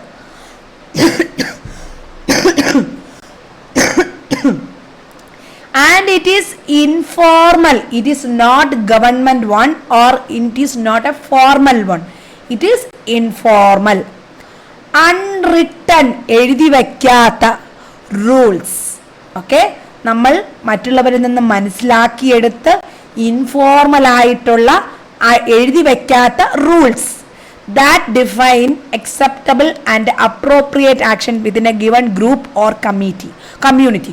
ഒരു ഗ്രൂപ്പിനകത്തോ ഒരു കമ്മ്യൂണിറ്റിക്കകത്തോ വേണ്ടിയിട്ട് അവർക്ക് സൗകര്യത്തിനനുസരിച്ച് കൺവീനിയൻ്റ് അനുസരിച്ച് അവർ തയ്യാറാക്കിയ ഇൻഫോർമൽ ആയിട്ടുള്ള കുറെ അൺറിട്ടൺ ആയിട്ടുള്ള എഴുതപ്പെടാത്ത റൂൾസ്, അതിനെ എന്ത് പറയുന്നു? പ്രോസസ്സ് അല്ല. ലോ എന്ന് പറഞ്ഞാൽ ഇറ്റ് ഈസ് ഫോർമൽ ആയിട്ടുള്ള ഗവൺമെന്റ് ആയിട്ടുള്ളതാണ്. റൂൾ എന്ന് പറഞ്ഞാൽ ആ വേർഡ് ഓൾറെഡി ക്വസ്റ്റ്യനിലുണ്ട്. അപ്പൊ റൂൾ അതല്ല, ഗവൺമെന്റ് റൂളും അൺറിട്ടണും ആകാം. പിന്നെ ബാക്കി വരുന്ന ഏതാണ്? ഇറ്റ് ഈസ് നോം. Correct option B, norms. Clear ആയോ? എന്തെങ്കിലും ഡൗട്ട് ഉണ്ടോ ഇതിൽ നിങ്ങൾക്ക്? ഞാൻ ഈ പറയുന്ന കാര്യങ്ങളിൽ എന്തെങ്കിലും ഡൗട്ട് ഉണ്ടോ നിങ്ങൾക്ക്? എങ്ങനെയാണ് ആൻസറിൽ എത്തേണ്ടതെന്നുള്ളതിൽ, എങ്ങനെയാണ് ആൻസറിൽ എത്തുന്നതെന്ന് മനസ്സിലായില്ലേ? അടുത്ത മൂന്നാമത്തെ question, what is a social group? അത് അപ്പൊ അവിടെ ഏത് ടോപ്പിക്കായി? സോഷ്യൽ ഗ്രൂപ്പിലോട്ട് പോയി. It is a social group with some degree of we feeling. That is exact key words ഇതുപോലെ ഓരോ ക്വസ്റ്റ്യനിലുണ്ടാകും. വി ഫീലിംഗ്, നമ്മൾ എന്ന ചിന്തയുള്ള ഒരു കൂട്ടം ആൾക്കാർ, living in A common area. Clear? ഒരു കോമൺ സ്പേസിൽ ജീവിക്കുന്ന നമ്മൾ എന്നുള്ള ഫീലിംഗ് ഉള്ള ആൾക്കാർ. ആ ഗ്രൂപ്പ് ഏതാണ്? അസോസിയേഷൻ ആണോ, കമ്മ്യൂണിറ്റി ആണോ, ഇൻസ്റ്റിറ്റ്യൂഷൻ ആണോ, കാസ്റ്റ് ആണോ? Caste is stratification, association social process, association institution group, and this one is some degree. അതായത് ഇതും രണ്ട് ഗ്രൂപ്പ് ആണെങ്കിലും പക്ഷെ അവിടെ ഒരു വി ഫീലിംഗ് നമുക്ക് വരുന്നില്ല. അവിടെ ഒരു പർപ്പസിന് വേണ്ടി മാത്രം ഉണ്ടാകുന്നതാണ് അല്ലെ ഇൻസ്റ്റിറ്റ്യൂഷനൊക്കെ അസോസിയേഷനൊക്കെ.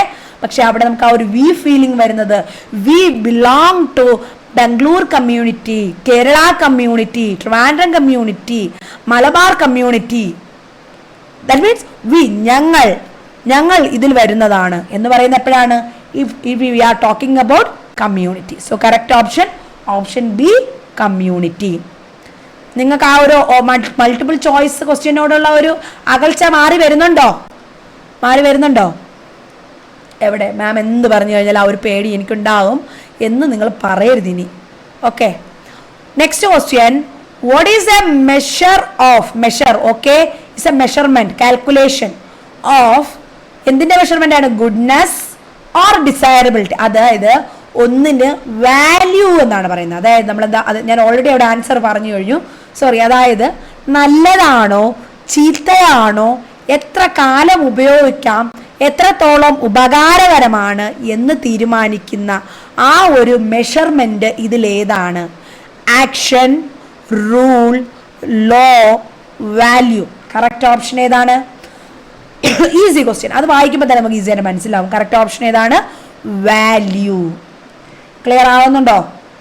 Value, measure of goodness or desirability. നല്ലതാണോ ചീത്തയാണോ, ഉപയോഗമുള്ളതാണോ ഉപയോഗശൂന്യമാണോ എന്ന് മനസ്സിലാക്കുന്നതിന് എന്ത് പറയുന്നു? വാല്യൂ എന്ന് പറയുന്നു. Next one, what is A category of people who, category തരം ആൾക്കാർ, okay, category of people share certain inherited physical characteristics. Okay, ശാരീരികമായിട്ടുള്ള പ്രത്യേകതയുള്ള ഒരു ഗ്രൂപ്പ് ആൾക്കാർ. സ്കിന്നിന്റെ കളർ, ഫേഷ്യൽ ഫീച്ചേഴ്സ്, സ്റ്റാച്ചൂർ, പൊക്കം കുറഞ്ഞവർ, നേർത്ത കണ്ണുള്ളവർ, വെളുത്തവർ, കറുത്തവർ, അല്ലേ? അങ്ങനെ കോക്കസോയിഡ്, നീഗ്രോയിഡ്, നൈജീരിയൻസ് എന്നൊക്കെ പറയില്ലേ? അതെന്താണത്? അത് ആര്യൻസ് എന്ന് പറയില്ലേ നമ്മള്? അതാണ് റേസ്. അത് പ്രത്യേകിച്ച് ക്വസ്റ്റ്യൻ ബാക്കി ഓപ്ഷൻസ് ഒന്നും വായിച്ചില്ലെങ്കിൽ നമുക്ക് പറയാൻ പറ്റും. പക്ഷേ എപ്പോഴും നിങ്ങൾ എത്ര കോൺഫിഡൻ്റ് ആൻസർ ആണെങ്കിലും നിങ്ങൾ എല്ലാ ഓപ്ഷൻസ് എല്ലാം വായിച്ചു നോക്കണം.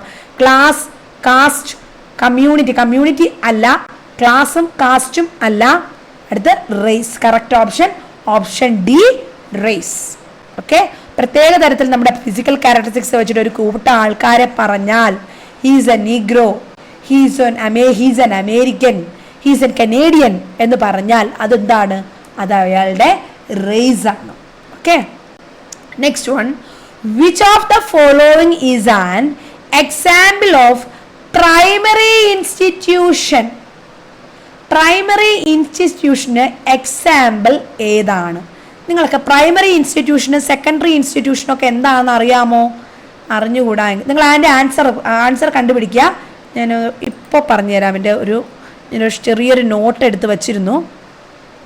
അതിൻ്റെ മുന്നത്തെ നോട്ടിൻ്റെ ഇടയ്ക്ക് കിടന്നത് ഞാൻ എടുത്ത് പറഞ്ഞിട്ടുണ്ടായിരുന്നു. നോക്കട്ടെ അതുണ്ടോ എന്നുള്ളത് കേട്ടോ.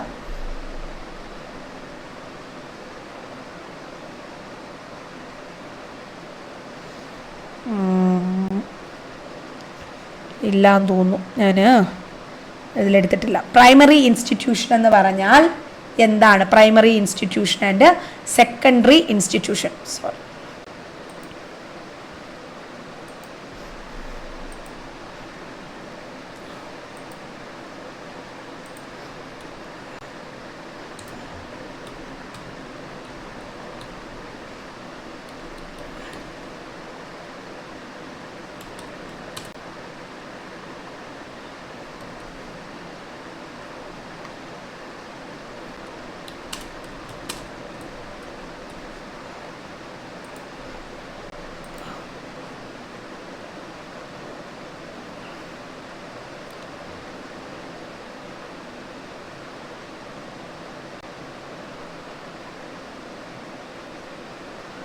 ആൻസർ ഏതായിരുന്നോ?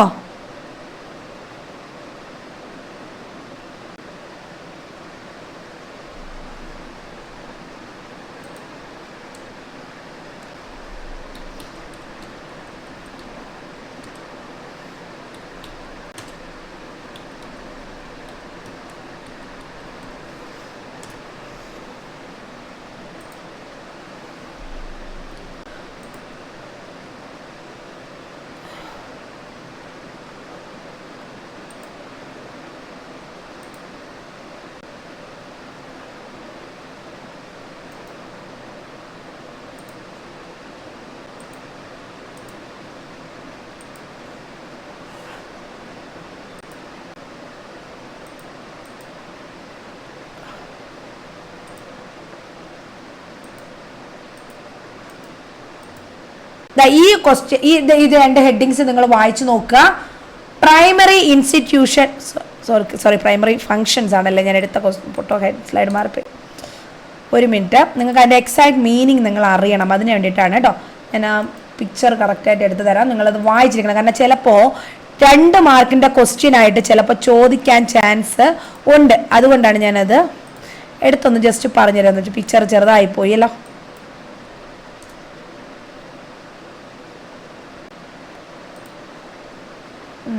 പ്രൈമറി ഇൻസ്റ്റിറ്റ്യൂഷൻ ഇതിൽ വേറെ ഇല്ല, ഇത്രയേ ഉള്ളൂ. ഓക്കെ, ഞാനത്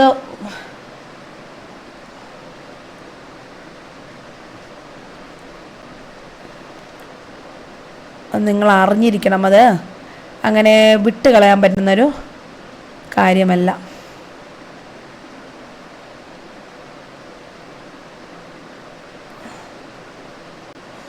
ഒരു മിനിറ്റ് ഒന്ന് വെയിറ്റ് ചെയ്യാം.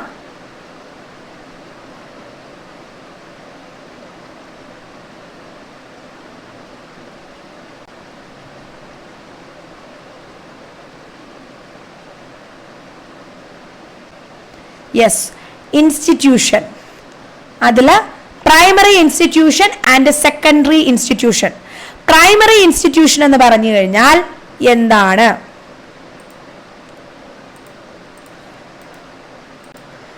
Primary institution, the most basic institution which are found even in primitive societies.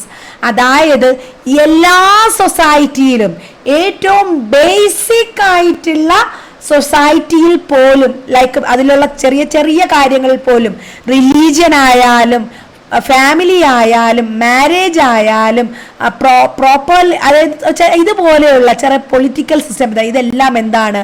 Primary institution. വളരെ ബേസിക് ആയിട്ടുള്ള, ഈവൻ പ്രിമിറ്റീവ് സൊസൈറ്റീസിൽ പോലും കാണപ്പെടുന്ന പ്രധാനമായിട്ടുള്ള ബേസിക് ആയിട്ടുള്ള ഇൻസ്റ്റിറ്റ്യൂഷൻസ്, അതിനെയാണ് എന്ത് പറയുന്നത്? പ്രൈമറി ഇൻസ്റ്റിറ്റ്യൂഷൻ എന്ന് പറയുന്നത്. പക്ഷെ സെക്കൻഡറി ഇൻസ്റ്റിറ്റ്യൂഷൻ എന്ന് പറഞ്ഞാൽ അതുപോലെയല്ല. സ്പെസിഫിക് ആയിട്ട് അഡ്വാൻസ്ഡ് ആയിട്ടുള്ള സെക്കൻഡറി നീഡ്സ് ഉള്ള ആളുകളിൽ മാത്രം കാണപ്പെടുന്ന ഇൻസ്റ്റിറ്റ്യൂഷനെയാണ് എന്ത് പറയുന്നത്, സെക്കൻഡറി ഇൻസ്റ്റിറ്റ്യൂഷൻ. അതിന്റെ എക്സാമ്പിൾസ് വായിച്ചു കഴിഞ്ഞാൽ നിങ്ങൾക്ക് ക്ലിയർ ആയിട്ട് മനസ്സിലാകും. റിലീജിയൻ, ഫാമിലി, മാരേജ്, ഇതൊക്കെ എന്താണ് പ്രൈമറി ഇൻസ്റ്റിറ്റ്യൂഷനും. എഡ്യൂക്കേഷൻ, ലോ, ലെജിസ്ലേഷൻ, ബിസിനസ്, ഇതെല്ലാം എന്താണ് സെക്കൻഡറി നീഡാണ്. അതുകൊണ്ട് തന്നെ ഇതിനെ സെക്കൻഡറി ഇൻസ്റ്റിറ്റ്യൂഷൻ എന്നും പറയുന്നു. ക്ലിയർ ആവുന്നുണ്ടോ? ക്ലിയർ ആവുന്നുണ്ടോ? ആ പ്രൈമറി ഇൻസ്റ്റിറ്റ്യൂഷനും സെക്കൻഡറി ഇൻസ്റ്റിറ്റ്യൂഷനും തമ്മിലുള്ള വ്യത്യാസം എന്താണെന്നുള്ളത് 2 മാർക്കിന് ചോദിക്കാം. പ്രൈമറി ഇൻസ്റ്റിറ്റ്യൂഷൻ എന്താണ്, സെക്കൻഡറി ഇൻസ്റ്റിറ്റ്യൂഷൻ എന്താണ്, അല്ലെങ്കിൽ ടൈപ്സ് ഓഫ് ഇൻസ്റ്റിറ്റ്യൂഷൻ എന്ന് പറയും ചോദിക്കാം. ക്ലിയർ ആവുന്നുണ്ടോ? പ്രൈമറി ഇൻസ്റ്റിറ്റ്യൂഷനും സെക്കൻഡറി. അപ്പൊ ഇതിൽ പ്രൈമറി ഇൻസ്റ്റിറ്റ്യൂഷൻ എന്ന് പറഞ്ഞാൽ ഇതിൽ ഏതാ ഓപ്ഷൻ കറക്റ്റാ വരുന്നത്? എക്സാമിനേഷൻ, ലോ, ബിസിനസ്, ഇതെല്ലാം സെക്കൻഡറി ആണ്. ആ വേർഡ് മീനിങ് അറിഞ്ഞാൽ മാത്രമേ നിങ്ങൾക്ക് ഇത് തരം തിരിച്ചെടുക്കാൻ പറ്റുകയുള്ളൂ. അല്ലാത്ത ഫസ്റ്റ് കറക്റ്റ് ഓപ്ഷൻ എ മാത്രമാണ് എന്തുള്ളത്, പ്രൈമറി ഇൻസ്റ്റിറ്റ്യൂഷനായിട്ട് ഉള്ളത്. ക്ലിയർ ആയോ? ക്ലിയർ. ഇനി നമുക്ക് അടുത്ത ക്വസ്റ്റ്യൻ പേപ്പറിലോട്ട് പോകാം. അടുത്ത 1 വേർഡ് ക്വസ്റ്റ്യൻസ് ആണ്. Next question, impersonal and formal relation in A group. അതായത് ഞാൻ അതിന്റെ മീനിങ് തന്നെ നിങ്ങൾക്ക് എടുക്കാം. അതിന്റെ ഓപ്ഷൻ നോക്കുക. അതായത് ഗ്രൂപ്പില് ഏത് തരം ഗ്രൂപ്പാണ് ഇംപേഴ്സണൽ ആൻഡ് ഫോർമൽ റിലേഷൻ? അതായത് പ്രൈമറി ആണോ, ക്ലാനും ട്രൈബും അല്ല, അത് നമുക്ക് മാറ്റി നിർത്താൻ പറ്റുന്നതാണ്. 2 ഓപ്ഷൻസും അല്ല. പക്ഷെ ഒരു ഗ്രൂപ്പിൽ formal relationship only for specific purpose ആയിട്ടുള്ള ഇംപേഴ്സണൽ, പേഴ്സണലി ഇമ്പോർട്ടൻസ് ഇല്ലാത്ത ഒരു ഗ്രൂപ്പാണ്. ഏത് ഗ്രൂപ്പായിരിക്കും അത്? അത് നമുക്ക് ഇപ്പൊ തന്നെ പറയാൻ പറ്റും. അത് ഏതാണ്? അത് സെക്കൻഡറി ഗ്രൂപ്പാണ്. നമുക്ക് എന്നാലും അതിന്റെ ഡെഫിനിഷൻ ഒന്ന് നിങ്ങൾക്ക് നോക്കാം. ഞാനിവിടെ ക്ലിയർ ആയിട്ട് ഞാനത് പറഞ്ഞുതരാം, കാരണം വളരെ ഇമ്പോർട്ടൻ്റ് ആണ്. 5 മാർക്കിന്റെ ക്വസ്റ്റ്യൻ ഒക്കെ ആയിട്ട് വരാറുണ്ട്. പ്രൈമറി ഗ്രൂപ്പ്, അതിന്റെ ഇമ്പോർട്ടൻസ്. ഓക്കെ, പ്രൈമറി ഗ്രൂപ്പും അതിന്റെ ഇമ്പോർട്ടൻസും. ഗ്രൂപ്പ്, അതിൽ primary characteristics of group, importance of group, classifications of group, അതൊക്കെ ക്വസ്റ്റ്യൻ ചോദിക്കാൻ ചാൻസ് ഉള്ളത് തന്നെയാണ്. അതിൽ നമ്മൾ പ്രൈമറി ഗ്രൂപ്പ്, സെക്കൻഡറി ഗ്രൂപ്പ് അതെന്താന്ന് നിങ്ങൾ അറിഞ്ഞത്. ഇവിടെ നോക്കുക, primary secondary groups. Primary group എന്ന് പറഞ്ഞാൽ വളരെ ചെറുതും ഇൻറ്റിമേറ്റുമാണ്. ഇൻറ്റിമേറ്റ് എന്ന് പറഞ്ഞാൽ എന്താ അർത്ഥം? നമുക്ക് വളരെ ഇമ്പോർട്ടൻ്റ് ആയിട്ടുള്ളത്. It is personally one.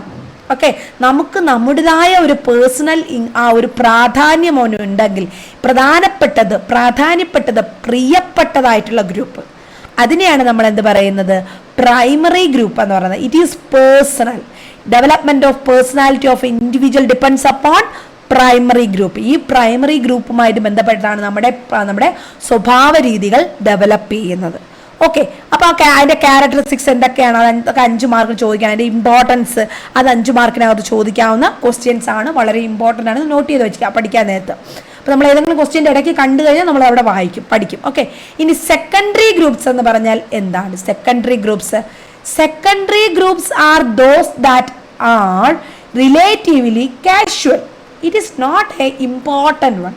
It is casual and impersonal. Impersonal എന്ന് പറഞ്ഞാൽ എന്താണ്? Just opposite to the personal. Personally എനിക്ക് അവിടെ യാതൊരുവിധ പ്രാധാന്യവുമില്ല. It is lacking intimacy. Okay, relationship in them are usually competitive. ഒരു മത്സര ബുദ്ധിയോ ഒരു താൽക്കാലികമായിട്ടുള്ള ഒരു ജസ്റ്റ് ഒരു ഷോർട്ട് ടൈമിലോട്ടുള്ള ബന്ധമോ അങ്ങനെ അത്രമാത്രമുള്ള ഒരു റിലേഷൻഷിപ്പ് വരുന്ന ഗ്രൂപ്പുകളെയാണ് എന്ത് പറയുന്നത്? സെക്കൻഡറി ഗ്രൂപ്പ്സ് എന്ന് പറയുന്നത്. മറ്റേ പ്രൈമറി ഗ്രൂപ്പ്സ് എന്ന് പറഞ്ഞാൽ എന്താണ്? It is important and intimate, personal, അത്ര പ്രാധാന്യമുള്ളതാണ്. അപ്പോൾ അതിൻ്റെ ഓപ്ഷൻ എങ്ങനെ നിങ്ങൾ കണ്ടെത്തി? അതിൻ്റെ കറക്റ്റ് ഓപ്ഷൻ എ സെക്കൻഡറി ആണെന്ന് മനസ്സിലാക്കി. Second one, contributors of specialistic school എവിടെ വരുന്നതാണ്? നമ്മുടെ first chapter social first chapter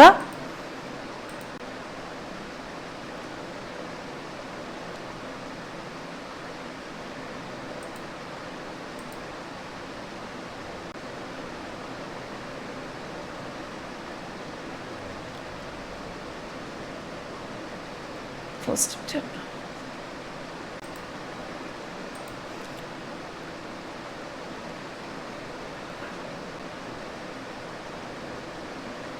സ്കൂളുകൾ ഭയങ്കര ഇമ്പോർട്ടൻ്റ് ആണ്. ചിലപ്പോൾ ഒൺവേർഡ് ക്വസ്റ്റ്യൻസിന് ഒന്നുകിൽ ഫാദർ ഓഫ് സോഷ്യോളജി അല്ലെങ്കിൽ സ്കൂൾ ഓഫ് സോഷ്യോളജി.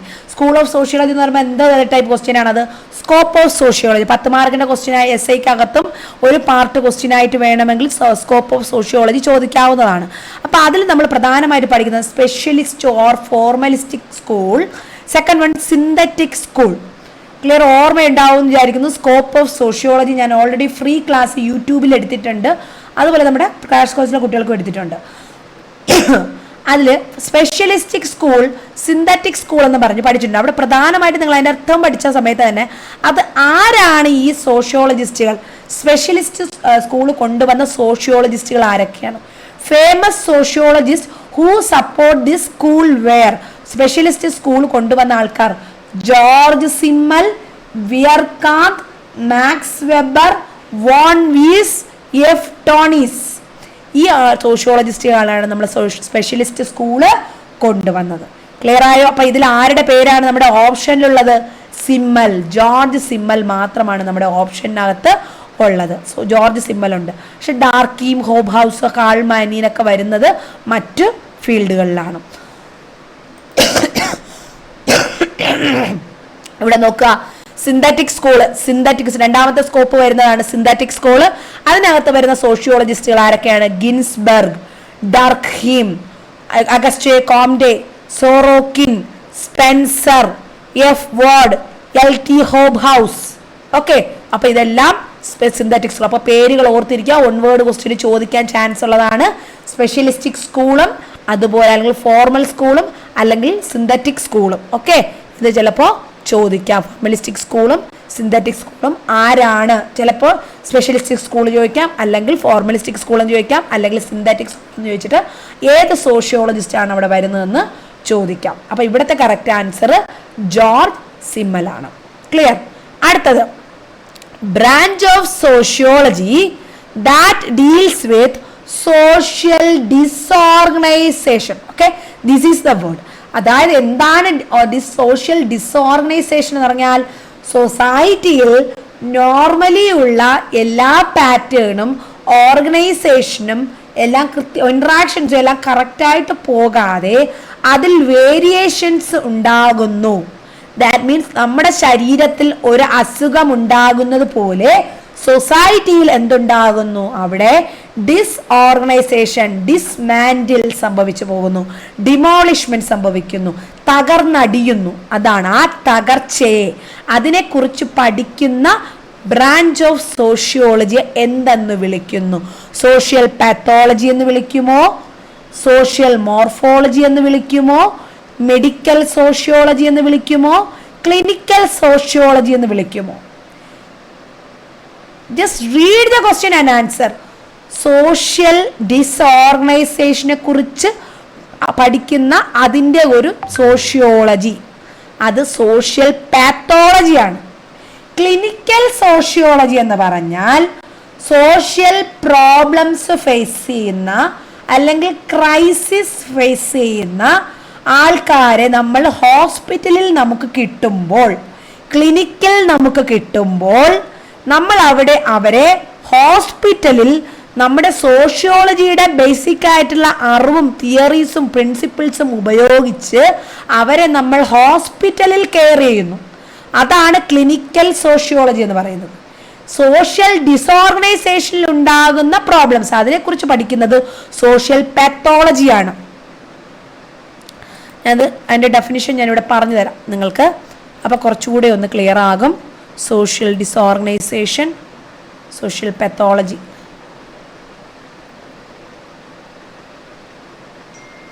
നിങ്ങൾ എപ്പോഴും പഠിക്കുമ്പോൾ അർത്ഥം മനസ്സിലാക്കി പഠിക്കുക.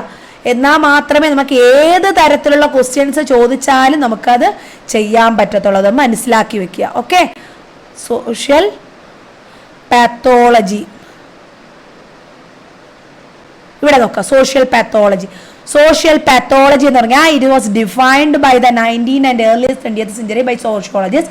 It deals with a kind of social disease that affect the societal stability and socialization, causing individual and social disorganization. Clear ആകുന്നുണ്ടോ? അതായത് നമ്മുടെ സൊസൈറ്റിയിൽ ഉണ്ടാകുന്ന social instability, loss of stability അല്ലെങ്കിൽ social diseases, it making social disorganization, അതിനെക്കുറിച്ച് പഠിക്കുന്ന ഒരു ശാസ്ത്രശാഖ അല്ലെങ്കിൽ സോഷ്യോളജിയുടെ ഒരു ബ്രാഞ്ച്, അതാണ് സോഷ്യൽ പാത്തോളജി എന്ന് പറയുന്നത്. സോഷ്യൽ പാത്തോളജി എന്ന് പറയുന്നത് it's a branch of sociology. It deals with the different kinds of social diseases that affect social stability and socialization, and it leading to individual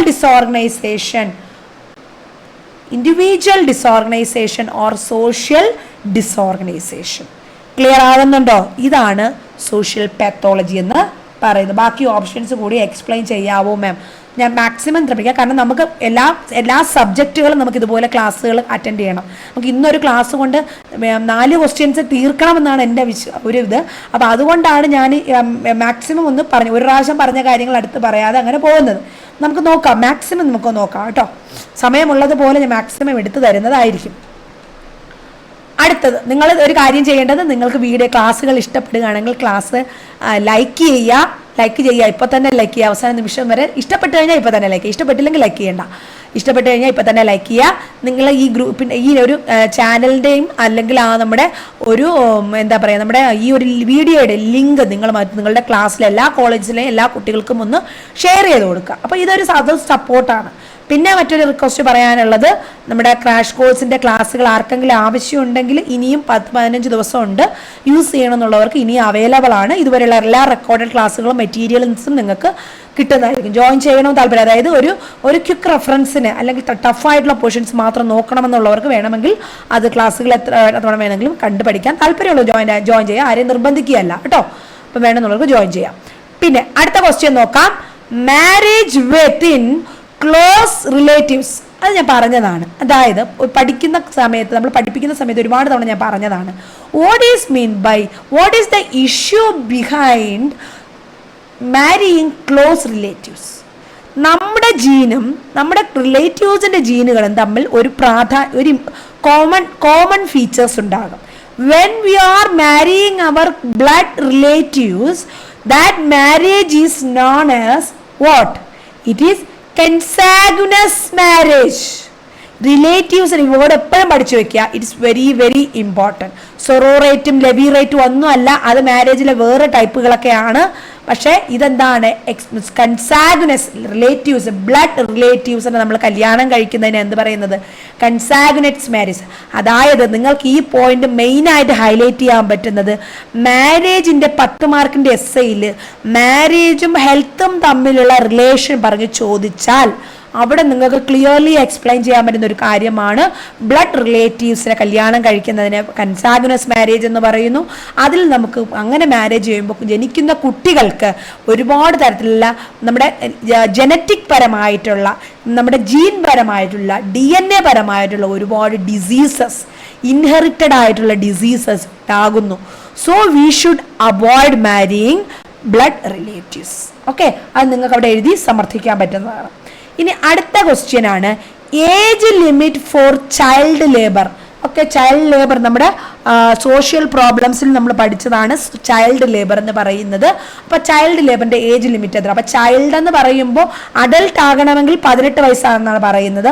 പക്ഷേ നമ്മുടെ ഇന്ത്യൻ നിയമപ്രകാരം child labour restrict ചെയ്തിരിക്കുന്നത് till 14 ആണ്. Okay, 14 വയസ്സ് വരെ compulsorily വിദ്യാഭ്യാസം നേടുകയും 14 വയസ്സ് വരെയുടെ ബാലവേല പാടില്ല എന്നുള്ളതാണ് നമ്മുടെ ഇന്ത്യൻ നിയമം.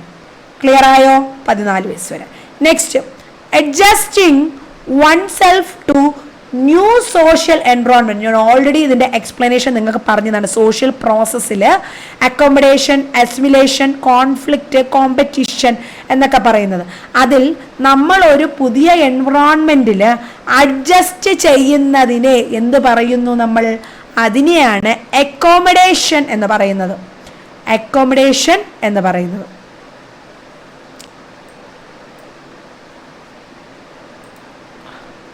Social process.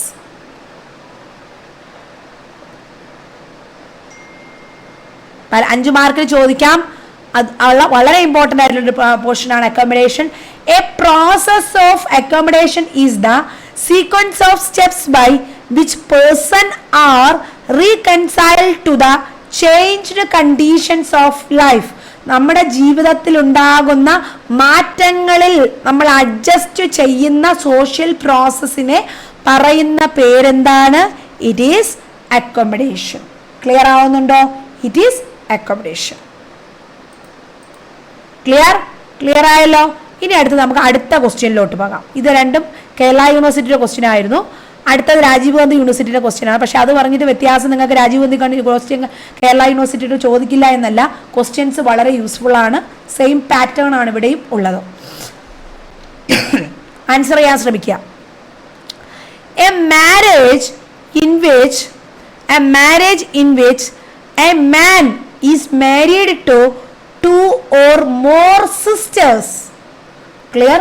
2 or അതിലധികമോ സിസ്റ്റേഴ്സിനെ മാരേജ് ചെയ്യുന്നതിനെ എന്ത് പറയുന്നു? 2 or അതിലധികമോ സിസ്റ്റേഴ്സിനെ മാരേജ് ചെയ്യുന്നതിനെ, ഒരാൾ മാരേജ് ചെയ്യുന്നതിനെ എന്തു പറയുന്നു? എന്ത് പറയും? മോണോഗമി എന്ന് പറയുമോ? പോളിഗൈനി എന്ന് പറയുമോ? പോളി ആൻഡ്രി എന്ന് പറയുമോ? സൊറോറൽ പോളിഗൈനി എന്ന് പറയുമോ? ഏതെന്ന് പറയും? PDF ഇല്ല, നോട്ട്സ് PDF ഇല്ല, ഞാൻ തയ്യാറാക്കിയിട്ടില്ല എന്നുള്ളതാണ് ഇപ്പോഴത്തെ ആ ഒരു സിറ്റുവേഷൻ. അപ്പോൾ പോളിയാൻഡ്രി അല്ല, പോളിയാൻഡ്രിയൻ ഗൈനി എന്നുള്ള വേർഡ് നിങ്ങൾക്ക് ആണ് ആദ്യം മനസ്സിൽ വരിക. അപ്പം അങ്ങനെയാണെങ്കിൽ എന്തുകൊണ്ട് ഈ മൂന്നാമത്തെ ഓപ്ഷനും കൂടെ എടുത്തില്ല നിങ്ങൾ? ഇതും പോളി തന്നെയല്ലേ, മൾട്ടിപ്പിൾ പാർട്ട്ണർ. എന്തായാലും ഓപ്ഷൻ എ അല്ല, ബിയും സിയും ഡിയും വരണം. പക്ഷെ ഇതിൽ ഗൈനി മാത്രമേ നിങ്ങൾ ഓപ്ഷൻ എടുക്കേണ്ട കാര്യമുള്ളൂ. കാരണം ഇവിടെ പോളി ആരാണ്? മൾട്ടിപ്പിൾസ് ആരാണ്? സ്ത്രീകളാണ്, പുരുഷന്മാരല്ല. പുരുഷന്മാർ ഒന്നിൽ കൂടുതൽ ഹസ്ബൻഡ് വരുമ്പോഴാണ് അവിടെ എന്ത് വരുന്നത്? ആൻഡ്രി വരുന്നത്, പോളി ആൻഡ്രി വരുന്നത്. പക്ഷെ ഇവിടെ എന്താണ് വരുന്നത്? സ്ത്രീകളാണ് കൂടുതൽ. അപ്പൊ പോളി ഗൈനിയാണ് വരുന്നത്. അപ്പൊ ഈ 2 ആൻസറേ വരുള്ളൂ. പോളി ഗൈനി എന്ന് പറഞ്ഞാൽ ഒന്നിൽ കൂടുതൽ ഭാര്യ ഉണ്ടാകുക എന്നുള്ള അർത്ഥം. പക്ഷെ അതിൽ സ്ത്രീ സഹോദരികളെ, 1 or അതിലധികമോ സഹോദരികളെ കല്യാണം കഴിക്കുന്നതിന് എന്താ പറയുന്നത്? സൊറോറൽ പോളിഗൈനി എന്നാണ് പറയുന്നത്. നിങ്ങളത് ആരും കേട്ടിട്ടില്ല വേർഡ്? കറക്റ്റ് ഓപ്ഷൻ ഡി ആണ്, സൊറോറൽ പോളിഗൈനി. സൊറോറൽ പോളിഗൈനി.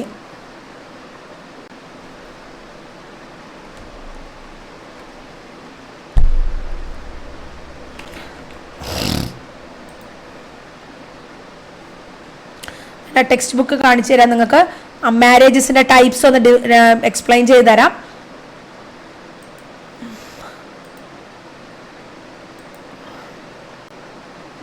Marriages, family and marriage, where it is. Yes, marriages പല ടൈപ്പ് ഉണ്ട്. അപ്പം അതെല്ലാം അതിൻ്റെ വളരെ വളരെ ഇമ്പോർട്ടൻ്റ് ആണ്. 10 മാർക്കിനും 5 മാർക്കിനും ഒക്കെ ചോദിക്കാൻ ചാൻസ് ഉള്ള ഒരു പോർഷനാണ് മാരേജും ഫാമിലി എന്ന് പറയുന്നത്. 2 മാർക്കിനും 1 മാർക്കിനും ഒക്കെ. ഓക്കെ, അപ്പം അതിൻ്റെ ഓരോ മീനിങ് ആയിട്ട് നോക്കുക. മോണോഗമി എന്ന് പറഞ്ഞാൽ എന്താണ്? When a male marries single female. അവിടെ പ്രാധാന്യം സിംഗിൾ ഫീമെയിൽ എന്നുള്ളതാണ്. ക്ലിയർ ആയോ? ഒരു പുരുഷൻ ഒരു സ്ത്രീയെ കല്യാണം കഴിച്ചാൽ അതിനെ എന്ത് പറയുന്നു? മോണോഗമി എന്ന് പറയുന്നു. ഓക്കെ, നെക്സ്റ്റ് പോളിഗമി എന്ന് പറഞ്ഞാൽ എന്താണ്? Polygamy is a type of marriage that permits a man to marry 2 or more wives at a time. ഒരേ സമയത്ത് 2 or അതിലധികമോ ഭാര്യകൾ ഉള്ള പുരുഷന്മാർ. ക്ലിയർ? അത്തരത്തിലുള്ള മാരേജിനെ എന്ത് പറയുന്നു? പോളിഗമി എന്ന് പറയുന്നു.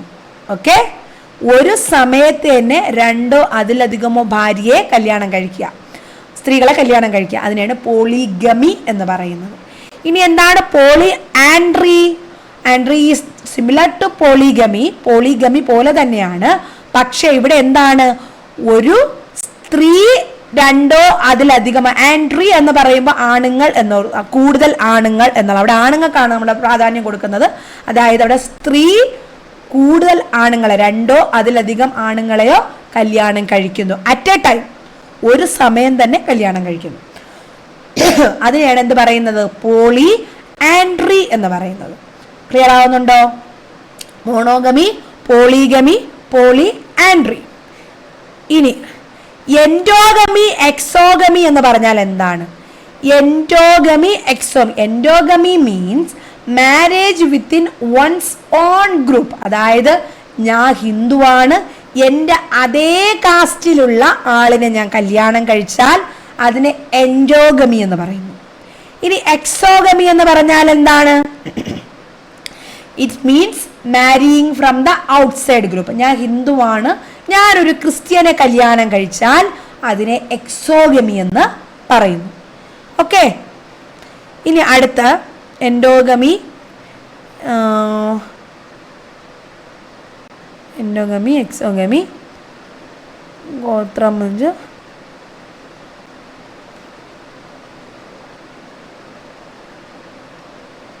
യെസ്, പോളിഗമിയുടെ തന്നെ ഫോംസ് ഉണ്ട്. Poly ആൻഡ്രിയുടെ paternal polyandry, non paternal polyandry ഒക്കെ ഉണ്ട്. പോളിഗൈനി. യെസ്, പോളിഗൈനി എന്ന് പറഞ്ഞാൽ എന്താണ്? അതിൽ 2 ടൈപ്പ് ഉണ്ട്. പോളിഗൈനി തന്നെ 2 ടൈപ്പ് ഉണ്ട്. പോളിഗൈനി എന്ന് പറഞ്ഞാൽ എന്താണ്? It's A form of marriage in which one man Maris more than one woman at A given time. ഒരു സമയത്തിനുള്ളിൽ എന്ത് ചെയ്യുന്നു? ഒരു പുരുഷൻ തന്നെ ഒന്നിൽ കൂടുതൽ സ്ത്രീകളെ കല്യാണം കഴിക്കുന്നതിന് പോളിഗൈനി എന്ന് പറയുന്നു. പക്ഷെ അതിൽ 2 ടൈപ്പ് ഉണ്ട്. അതായത് സൊറോറൽ പോളിഗൈനിയും നോൺ സൊറോറൽ പോളിഗൈനിയും. അതായത് സൊറോറൽ എന്ന് പറഞ്ഞാൽ വേരിയബിളി ഇൻവേരിയബിളി സിസ്റ്റേഴ്സ് ആയിട്ടുള്ളവരെ, സഹോദരങ്ങളായിട്ടുള്ള 2 സ്ത്രീകളെ ഒരു പുരുഷൻ കല്യാണം കഴിക്കുന്നു. അതിനെയാണ് സൊറോറൽ പോളിഗൈനി എന്ന് പറയുന്നത്. അതാണ് നമ്മുടെ ക്വസ്റ്റ്യന്റെ answer. Next, non sororal polygyny എന്ന് പറഞ്ഞാൽ എന്താണ്? അവിടെ റിലേറ്റീവ്സ് അല്ലാത്ത 2 സ്ത്രീകളെ, അതായത് സിസ്റ്റേഴ്സ് അല്ലാത്ത, സഹോദരങ്ങളല്ലാത്ത 2 സ്ത്രീകളെ ഒരു പുരുഷൻ കല്യാണം കഴിക്കുന്നു. അതിന് നോൺ സൊറോറൽ പോളിഗൈനി. പോളിഗൈനി എന്ന് പറഞ്ഞാൽ 2 സ്ത്രീകളെ കല്യാണം കഴിക്കുന്നതാണ്. അത് രണ്ടും സിസ്റ്റേഴ്സ് ആണെങ്കിൽ സൊറോറൽ പോളിഗൈനി എന്നും, നോൺ സൊറോറൽ എന്ന് പറഞ്ഞാൽ സിസ്റ്റേഴ്സ് അല്ലാത്തത്. ക്ലിയർ ആയോ? അപ്പോൾ ഇതുപോലെ മാരേജസിൻ്റെ ടൈപ്പുകൾ വളരെ ഇമ്പോർട്ടൻ്റ് ആണ്. 2 മാർക്ക് 5 മാർക്ക് ഒക്കെ ചോദിക്കാൻ, 1 മാർക്ക് ഒക്കെ ചോദിക്കാൻ ചാൻസ് ഉള്ള ഒരു ഏരിയ ആണ്. Okay, next question, other term for multi generational family. Easy question ആണ്. അതായത് മൾട്ടിപ്പിൾ ജനറേഷൻസ് ഒരുമിച്ച് താമസിക്കുന്ന ഫാമിലിയെ പറയുന്ന പേരെന്താണ്? അത് easy question, joint family. Joint family തന്നെയാണ് മൾട്ടിപ്പിൾ ജനറേഷൻ എന്ന് പറയുന്നത്. Next, harassment is an example of. Actually ആ ഹരാസ്മെന്റ് എന്ന് പറയുമ്പോൾ നമുക്ക് പല ടൈപ്പ് ഉണ്ട്. ഫിസിക്കൽ ഹരാസ്മെന്റ് ഉണ്ട്, സെക്ഷൽ ഹരാസ്മെന്റ് ഉണ്ട്, ഇമോഷണൽ ഹരാസ്മെന്റ് ഉണ്ട്, അങ്ങനെ പലതരം ടൈപ്പിലുണ്ട്. പക്ഷെ സിംപ്ലി നമുക്ക് ഹരാസ്മെന്റ് എന്ന് പറഞ്ഞാൽ ഹീസ് ഹരാസിങ് മീ എന്ന് പറഞ്ഞാൽ അതിൻ്റെ അർത്ഥം എന്ത് തന്നെയാണ്? It is just psychological harassment, mentally harassment. Correct option C ആണ്. ഓക്കെ, കറക്റ്റ് ഓപ്ഷൻ സി ആണ്. നെക്സ്റ്റ് ക്വസ്റ്റ്യൻ ചോദിക്കാൻ ചാൻസ് ഉള്ള വളരെ ഇമ്പോർട്ടൻ്റ് ആയിട്ടുള്ള ക്വസ്റ്റ്യൻ ആണ്. Indian Red Cross society was established in. അത് നിങ്ങൾ ടെക്സ്റ്റ് ബുക്കിൽ, ചില ടെക്സ്റ്റ് ബുക്കുകളിലുണ്ട്, ചിലതില്ല.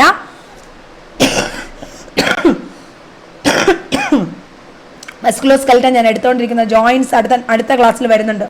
ആക്സിയൽ സ്കെൽട്ടൻ തീർന്നിട്ടേ ഉള്ളൂ. അപ്പൻഡിക്കൽ സ്കെൽട്ടൻ കഴിഞ്ഞ് ജോയിന്റ് സ്കെൽട്ടൻ വരും. ജോയിന്റ് പഠിപ്പിക്കുന്നതായിരിക്കും കേട്ടോ. Next, okay. അപ്പോൾ ഇവിടെ ഇന്ത്യൻ റെഡ് ക്രോസ് സൊസൈറ്റി എന്നാണ് എസ്റ്റാബ്ലിഷ് ചെയ്തത്? വർഷം പഠിച്ചോളുക.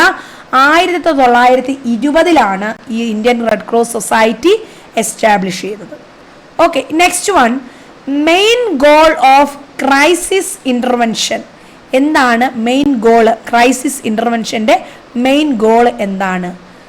ക്രൈസിസ് ഇന്റർവെൻഷൻ നമ്മൾ ലാസ്റ്റ് ചാപ്റ്റർ, സോഷ്യോളജിയുടെ ലാസ്റ്റ് ചാപ്റ്റർ ആയിട്ടുള്ള അതിൽ ക്രൈസിസ് ഇന്റർവെൻഷൻ, ക്ലിനിക്കൽ സോഷ്യോളജിയിൽ നമ്മൾ പ്രധാനമായിട്ട് പഠിക്കുന്നത് 5 മാർക്കിൻ്റെ എസ്സേക്ക് റീസെൻ്റ് ആയിട്ട് നടന്ന എക്സാമിന് ചോദിച്ചിട്ടുണ്ടെങ്കിൽ crisis, uses of clinical psychology in the crisis intervention okay, എന്താണ് അതിൻ്റെ ആൻസർ വരിക?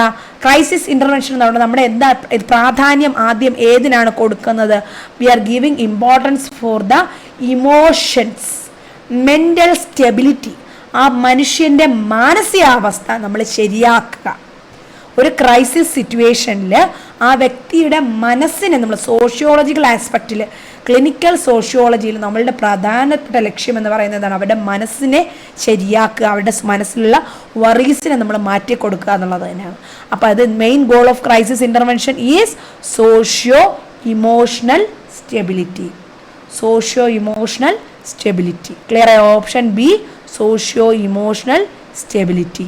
Next one, social norms are referred as. Social norms ഏതൊക്കെയാണ്? അല്ലെങ്കിൽ സോഷ്യൽ നോംസ് എന്ന് പറയുന്നത് ഓൾറെഡി പല പ്രാവശ്യം നമ്മൾ സോഷ്യൽ നോംസിൻ്റെ ആ ഒരു ഡെഫിനിഷൻ പല ക്വസ്റ്റ്യൻസിൽ വായിച്ചതാണ്. നിങ്ങൾ തന്നെ ആൻസർ ചെയ്യുക. സോഷ്യൽ നോംസ് എന്ന് പറഞ്ഞാൽ എന്താണ്? All type of behaviour in the society ആണോ? അതായത് സമൂഹത്തിലെ എല്ലാവരുടെയും സ്വഭാവത്തിനെയോ എല്ലാ തരത്തിലുള്ള സ്വഭാവത്തിനെയാണോ? അതോ rules that deals with acceptable and appropriate behaviour within A culture ആണോ? ഒരു കൾച്ചറിനുള്ളിൽ നമുക്ക് അക്സെപ്റ്റഡ് ആയിട്ടുള്ള ബിഹേവിയറിനെ ആണോ? അതോ റൈറ്റ് ടൈപ്പ് ഓഫ് ബിഹേവിയറിനെയാണോ? ശരിയായ സ്വഭാവ രീതിയാണോ? Those standards with specific appropriate and inappropriate behaviour. അപ്രോപ്രിയേറ്റും ഇൻഅപ്രോപ്രിയേറ്റ് ആയിട്ടുള്ള ബിഹേവിയറിനെയാണോ? എന്താ പറയുന്നത് നമ്മൾ നോംസ് എന്ന് പറഞ്ഞാൽ? നോംസ് എന്ന് പറഞ്ഞാൽ ഒരു പ്രത്യേക തരത്തിലുള്ള അൺറിട്ടൺ റൂൾസ് ആണ്. It should be maintained in A group അല്ലെങ്കിൽ ഇൻ എ കൾച്ചർ. അതാണ് നോംസ് എന്ന്. So correct option, option B, rules that deals with acceptable appropriate behaviour within A culture. Okay, correct option അതാണ്. അപ്പോൾ ഇതാണ് രാജീവ് ഗാന്ധി യൂണിവേഴ്സിറ്റിയുടെ question pattern. ആദ്യം നിങ്ങൾക്ക് S S question ആണ്, അത് കഴിഞ്ഞ് ഷോർട്ട് എസ്, അത് കഴിഞ്ഞ് ഷോർട്ട് ആൻസർ, അത് കഴിഞ്ഞിട്ടാണ് ഓൺവേർഡ് ക്വസ്റ്റ്യൻസ് വരുന്നത്. സെയിം എക്സാം തന്നെയാണ്, അതേപോലത്തെ പാറ്റേണും മാർക്കിംഗ് ക്രൈറ്റീരിയ എല്ലാം തന്നെയാണ്. പക്ഷേ ഓൺവേർഡ് ക്വസ്റ്റ്യൻസ് ലാസ്റ്റ് വരുന്നു എന്നുള്ള വ്യത്യാസം മാത്രമേ ഉള്ളൂ. ഇവിടെ കറക്റ്റ് ഓപ്ഷൻ എന്താണ്? Option B.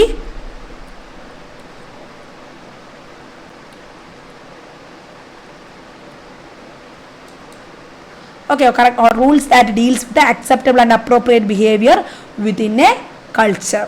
Clear ആയിരുന്നല്ലോ? അടുത്ത നമുക്ക് അടുത്ത ക്വസ്റ്റ്യൻ പേപ്പറിലോട്ട് പോകാം.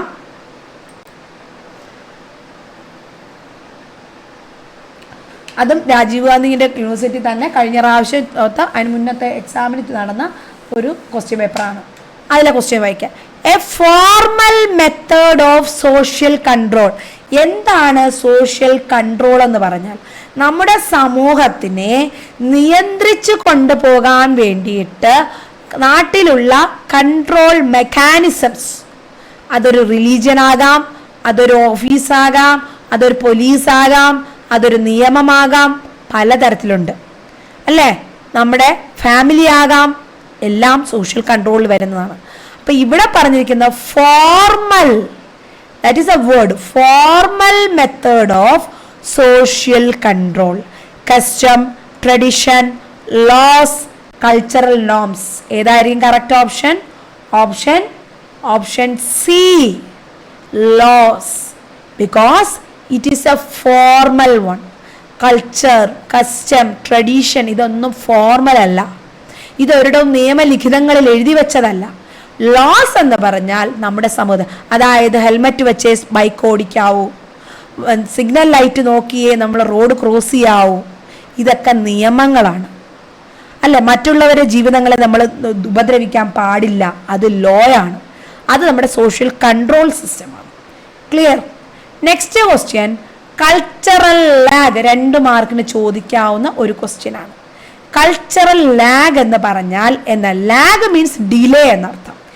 There is lag in the one type of culture with another type of culture. ഒരു ടൈപ്പ് കൾച്ചർ മറ്റൊരു ടൈപ്പ് കൾച്ചറുമായിട്ട് ലാഗ് ആകുന്നു, അതിനെയാണ് നമ്മൾ കൾച്ചറൽ ലാഗ് എന്ന് പറയുന്നത്. അപ്പോൾ ഇവിടെ കറക്റ്റ് സെന്റൻസ് മീനിങ് വരുന്നില്ല ഇവിടെ, പക്ഷെ എന്നാലും നമുക്കിവിടെ കറക്റ്റ് ആൻസർ പറയാൻ പറ്റുന്നത് ഓപ്ഷൻ ഡി ആണ്. ബാക്കിയുള്ള ഓപ്ഷൻസ് വായിക്കാം.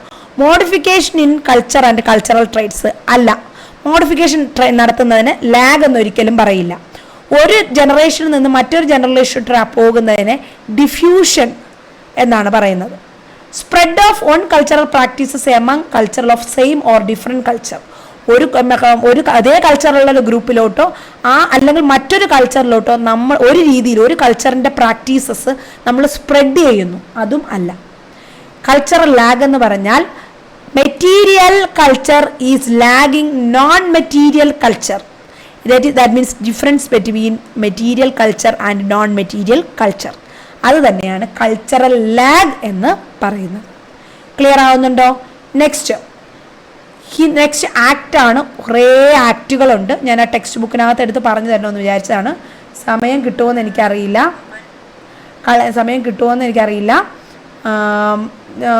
പറഞ്ഞു തരാം കേട്ടോ.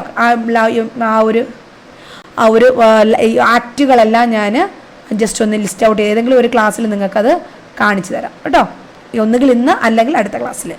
ഓക്കെ. അപ്പോൾ കൾച്ചർ ഇവിടെ അതിലൊരു ആക്റ്റാണ്. എല്ലാ ആക്റ്റുകളും നിങ്ങൾ അറ്റ്ലീസ്റ്റ് വർഷമെങ്കിലും, അത്യാവശ്യം പ്രധാനപ്പെട്ട ആക്റ്റുകളെല്ലാം വർഷമെങ്കിലും ഒന്ന് പഠിച്ചു വെക്കുക. ചിലപ്പോൾ ഇതുപോലെ 1 വേർഡ് ക്വസ്റ്റ്യൻസിന് ചോദിക്കാം. The Hindu widows remarriage act. The Hindu widows remarriage act was implemented in the year. ഏതു വർഷത്തിലാണ് ഇംപ്ലിമെന്റ് ചെയ്തത്? Option A 1856. ഓക്കെ. 1856 വിധവയായിട്ടുള്ള സ്ത്രീകൾക്ക് വീണ്ടും റീമാരേജ് ചെയ്യാം, മറ്റൊരു പുരുഷനെ കല്യാണം കഴിക്കാം എന്നുള്ള ഒരു നിയമം ഇന്ത്യയിൽ പാസ്സാക്കിയത് 1856.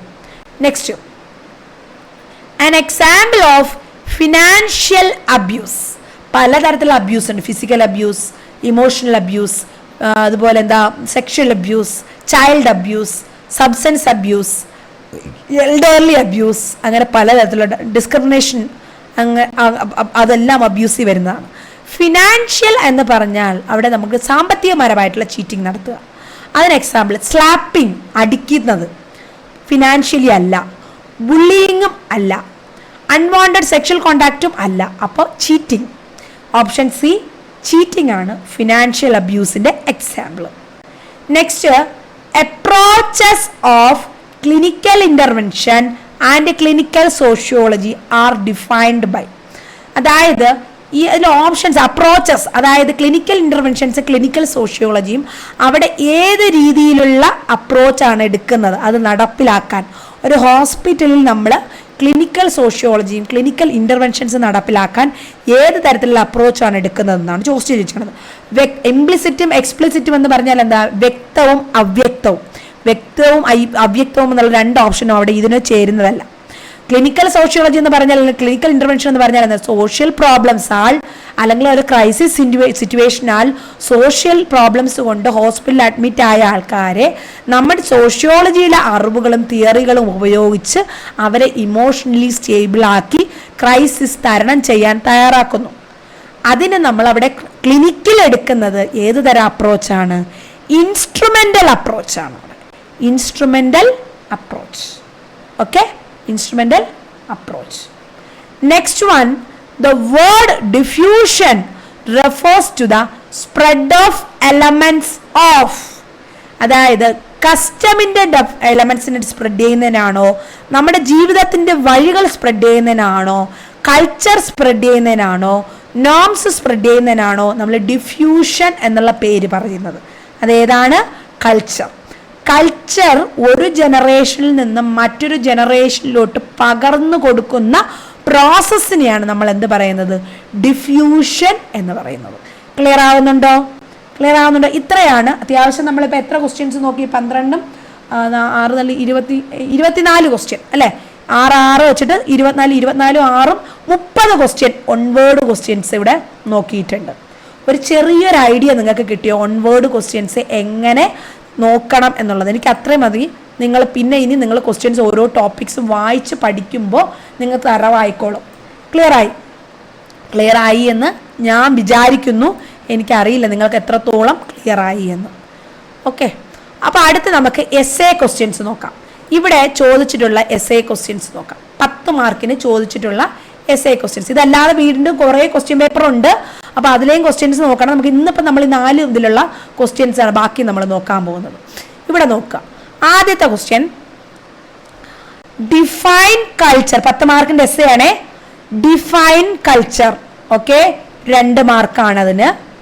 അടുത്ത് എക്സ്പ്ലെയിൻ ഇറ്റ്സ് ക്യാരക്ടറിസ്റ്റിക്സ്. ഓക്കെ, 3 മാർക്കാണ് കൾച്ചറിന്റെ characteristics. Impact on health and disease. Culture എങ്ങനെ ഡിസീസിനും ഹെൽത്തിനും ഇമ്പാക്റ്റ് ചെയ്യുന്നു എന്നുള്ളത് 5 മാർക്ക്. ഓക്കെ, അപ്പൊ അത് മനസ്സിലാക്കി തന്നെ എഴുതുക. എങ്ങനെ നിങ്ങൾ ഈ എസ് എഴുതി തുടങ്ങും?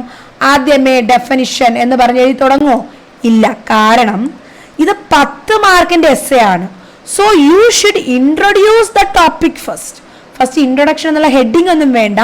പകരം നിങ്ങൾ കൾച്ചറിനെ കുറിച്ചൊരു ഇൻട്രൊഡക്ഷൻ അവിടെ കൊടുക്കണം. എന്നിട്ട് അതിൻ്റെ താഴെ എന്ത് ചെയ്യുക? ഡെഫിനിഷൻ എന്നുള്ള ഹെഡിങ് കൊടുത്ത് അണ്ടർലൈൻ ചെയ്ത് അവിടെ നിന്ന് ഡെഫിനിഷൻ എഴുതുക. അത് കഴിഞ്ഞിട്ട് ക്യാരക്ടറിസ്റ്റിക്സ് ഓഫ് കൾച്ചർ എന്നുള്ള ഹെഡിങ് കൊടുക്കുന്നു. ബുള്ളറ്റ് പോയിന്റ്സ് ആയിട്ട് ക്യാരക്ടറിസ്റ്റിക്സ്, എന്തൊക്കെ ക്യാരക്ടറിസ്റ്റിക്സ് നിങ്ങൾക്ക് എഴുതാൻ പറ്റുമോ അതെല്ലാം എഴുതുന്നു. ഇനി എക്സ്പ്ലെയിൻ ചെയ്യാൻ പറ്റുന്ന ക്യാരക്ടറിസ്റ്റിക്സ് ആണെങ്കിൽ അത് അതിൻ്റെ താഴെ എക്സ്പ്ലെയിൻ ചെയ്യുന്നു. അതിനുശേഷം എന്ത് ചെയ്യുന്നു? അവിടെ 3 മാർക്കിനാണ്. അതെന്തായാലും ഇത് രണ്ടും കൂടി ചേർന്ന് വരുമ്പോൾ ഒരു 1.5 പേജ് എന്തായാലും വരണം. മിനിമം 2 പേജ് അല്ലെങ്കിൽ 1.5 പേജ് ഉറപ്പായിട്ടുണ്ടാവണം. അത് കഴിഞ്ഞിട്ട് 5 മാർക്കിന് impact on health and disease.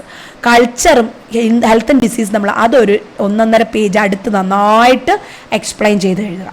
അത് കഴിഞ്ഞ് ലാസ്റ്റ് ചെറിയൊരു കൺക്ലൂഷനും കൂടെ അവിടെ കൊടുക്കുക. ജസ്റ്റ് നമ്മൾ ആദ്യം ഇൻട്രൊഡക്ഷൻ എഴുതിയതുപോലെ കൾച്ചറിനെ കുറിച്ച് 1-2 സെന്റൻസ് എന്ന് കൺക്ലൂഡ് ചെയ്തിടുക. ഈ രീതിയിൽ നിങ്ങൾ എസ് എ പ്രസന്റ് ചെയ്താൽ മാത്രമേ നിങ്ങൾക്ക് 10 മാർക്ക് എക്സാക്ട് കറക്റ്റ് കണ്ടന്റ് കൊടുത്തിട്ടുണ്ടെങ്കിൽ നിങ്ങൾ 10 മാർക്കിന് 9 മാർക്ക് നിങ്ങൾക്ക് പ്രതീക്ഷിക്കാം. ഈ രീതിയിൽ എഴുതിയാൽ. ഇല്ല എങ്കിൽ ഒരു 8 മാർക്ക്, 7 മാർക്ക്, 6 മാർക്ക് അങ്ങനെ കുറഞ്ഞു പോകും. ക്ലിയർ ആവുന്നുണ്ടോ? അല്ല ഡയറക്റ്റ്ലി ഒരിക്കലും ഡെഫിനിഷനിലോട്ട് സ്റ്റാർട്ട് ചെയ്യരുത് 10 മാർക്കിന്റെ എസ്സയ്ക്ക്. ഇത് ഞാൻ 10 മാർക്കിന്റെ എസ്സയ്ക്ക് മാത്രമാണ് പറയുന്നത്, അല്ലാതെ 5 മാർക്കിനൊന്നും ഒരിക്കലും ഞാൻ ഈ ഒരു രീതി പറയില്ല. 5 മാർക്ക് നിങ്ങൾക്ക് ഡയറക്റ്റ്ലി ടോപ്പിക്ക് നിങ്ങൾക്ക് വിശദീകരിക്കാം. അപ്പൊ നമുക്ക് കൾച്ചറിനെ കുറിച്ച് പഠിച്ചാലോ? ഞാൻ ഈ കൾച്ചറിനെ കുറിച്ച് ഒന്ന് വിശദീകരിച്ച് പറഞ്ഞു തരട്ടെ, അതോ ക്വസ്റ്റ്യൻ മാത്രം മതിയോ നിങ്ങൾക്ക്? കൾച്ചർ വേണമോ, കൾച്ചർ വിശദീകരിക്കണമോ, അതോ ക്വസ്റ്റ്യൻ മാത്രം മതിയോ? നമുക്ക് ഇതിൽ ഏതൊക്കെ വേണം? ഇൻട്രൊഡക്ഷൻ വേണം, പിന്നെ ക്ലാസിഫിക്കേഷൻ വളരെ ഇമ്പോർട്ടൻ്റ് ആണ്, ചോദിച്ചിട്ടുള്ളതാണ്. ക്യാരക്ടറിസ്റ്റിക്സ് ഓഫ് കൾച്ചർ വേണം. ഇത് വേണ്ട, നാച്ചുറും റിലേഷൻഷിപ്പ് ബിറ്റ്വീൻ കൾച്ചർ, അത് ഞാൻ പറയുന്നില്ല. അതിനുശേഷം പിന്നെ നമുക്ക് പഠിക്കാനുള്ളത് role of influence of culture on health and illnesses.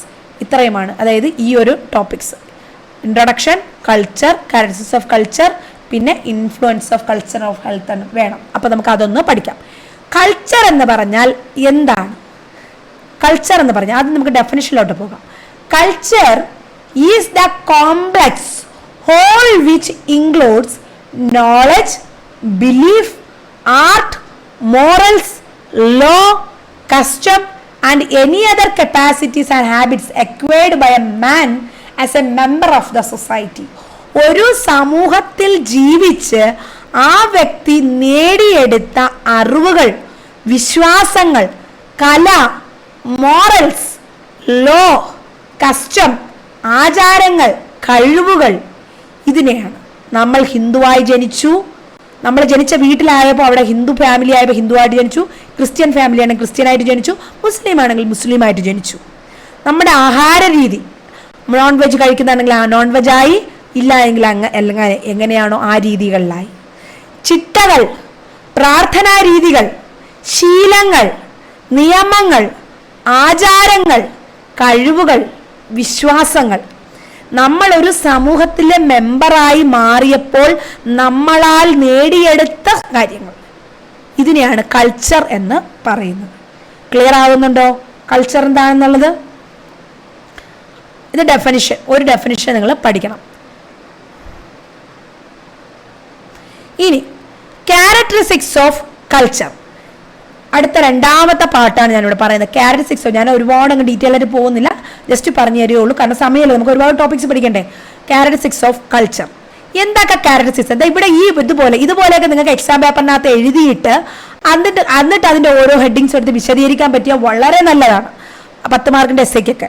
ഇവിടെ ക്യാരക്ടറിസ്റ്റിക്സ് നോക്കിയേ, ക്യാരക്ടറിസ്റ്റിക്സ് ഓഫ് കൾച്ചർ എന്ന് എഴുതിയിട്ട് first acquired, communicative, complex forms, fulfil needs, idealistic, integrates elements, a language is its chief vehicle, social and adaptative, ഇതെല്ലാം characteristics of culture ആണ്. ഇങ്ങനെ ഒരു picture വരച്ച്, ഇങ്ങനെ തന്നെ വേണമെന്നില്ല, എങ്ങനെയെങ്കിലും, അല്ലെങ്കിൽ ഒന്നും പറ്റിയ സമയമില്ലെങ്കിൽ ഇങ്ങനെ ഒരു ഇതിട്ട് ഇങ്ങനെ ജസ്റ്റ് ഇങ്ങനെ ഒരു ഇട്ടിട്ട് ഇങ്ങനെ കോളത്തിനകത്ത് ഇങ്ങനെ ഓരോ കോളത്തിനകത്ത് ഇടുന്നു. ഇവിടെ ക്യാരക്ടറിസ്റ്റിക്സ് ഓഫ് കൾച്ചർ എന്ന് എഴുതിയിട്ട് ഇതിൻ്റെ വലുത് ഓരോ കോളത്തിനകത്ത് ഓരോ ക്യാരക്ടറിസ്റ്റിക്സ് എഴുതുന്നു. അങ്ങനെ എഴുതിയാലും മതി, ഈ വട്ടമൊന്നും വരയ്ക്കാൻ പറ്റില്ലെങ്കിൽ.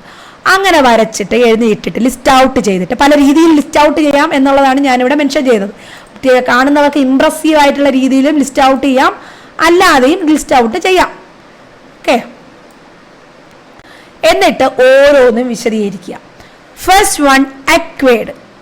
കൾച്ചർ എന്ന് പറയുന്നത് നേടിയെടുക്കുന്നതാണ്. Culture is not something one is born with, അതായത് നമ്മൾ ജനിക്കുമ്പോൾ നമ്മുടെ കൂടെ വരുന്നതല്ല, നമ്മുടെ ശരീരത്തിനൊപ്പം വരുന്ന ഒന്നല്ല. By culture we mean traits that are learn through socialization, habits and thoughts. ഇതെല്ലാം നമ്മൾ നമ്മുടെ സമൂഹത്തിൽ ജീവിച്ച് നമ്മൾ മനസ്സിലാക്കി പഠിച്ചെടുക്കുന്ന കാര്യങ്ങളാണ്. We find that man acquires cultural behaviour. നമ്മൾ ആ സ്വഭാവ രീതികൾ, നമ്മുടെ വീട്ടിലുള്ള രീതികൾ, നമ്മൾ അച്ഛനും അമ്മയിൽ നിന്നും പലതും പഠിച്ചെടുക്കുകയാണ് ചെയ്യുന്നത്. അല്ലാതെ നമ്മൾ ജനിക്കുമ്പോൾ നമുക്ക് കൈയും കാലും കണ്ണും കാതും ചെവിയും ഒക്കെ കിട്ടിയതുപോലെ നമുക്ക് കിട്ടുന്നതല്ല കൾച്ചർ എന്ന് പറയുന്നത്. ഈ 2 സെന്റൻസ് അവിടെ വിശദീകരിച്ചാൽ മതി. അക്വയർഡ് എന്ന് പറഞ്ഞാൽ it is not something we have by birth, നമുക്ക് ബർത്തിലൂടെ നമുക്ക് കിട്ടുന്നതല്ല, ജീവിതത്തിലൂടെ through the socialization. We learn through the socialization, through the habits, through the thoughts we acquired from the society. Okay, that is culture. അടുത്തത് രണ്ടാമത്തത്, it is communicative. എന്താണ് communicative എന്ന് പറഞ്ഞാൽ? ഒരാളിൽ നിന്നും മറ്റൊരാളിലോട്ട് ട്രാൻസ്ഫർ ചെയ്യാൻ പറ്റുന്നത്. യെസ്, എൻ്റെ അച്ഛനും അമ്മയും ശീലിച്ച കാര്യങ്ങൾ ഞാൻ നേടിയെടുത്തു, അല്ല അവരിൽ നിന്ന് ഞാൻ മനസ്സിലാക്കിയെടുത്തു, അല്ലെങ്കിൽ എൻ്റെ കൂട്ടുകാരിൽ നിന്ന്, എൻ്റെ ടീച്ചേഴ്സിൽ നിന്നൊക്കെ ഞാൻ പലതും പഠിച്ചെടുത്തു. So it is communicative. Culture is communicated from one generation to the next generation. ഒരു ജനറേഷനിൽ നിന്ന് മറ്റു ജനറേഷനിലോട്ട് നമുക്ക് കമ്മ്യൂണിക്കേറ്റ് ചെയ്യാൻ പറ്റുന്നതാണ്. ഇത് രണ്ടാമത്തെ കാറ്റഗറീസ് ആണ്. As a result of this, it is constantly accumulating and goes on added and successive generation. ഓരോ ജനറേഷൻ കഴിയും തോറും പുതിയ പുതിയ കാര്യങ്ങൾ അതിനകത്ത് ചേഞ്ചസ് വരികയും ആഡ് ചെയ്യുകയും ചെയ്തുകൊണ്ടേയിരിക്കുന്നു.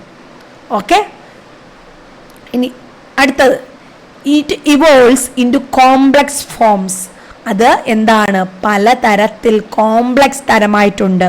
Culture evolves includes into complex forms through division of labour which develop special skills, increases in independence of society members.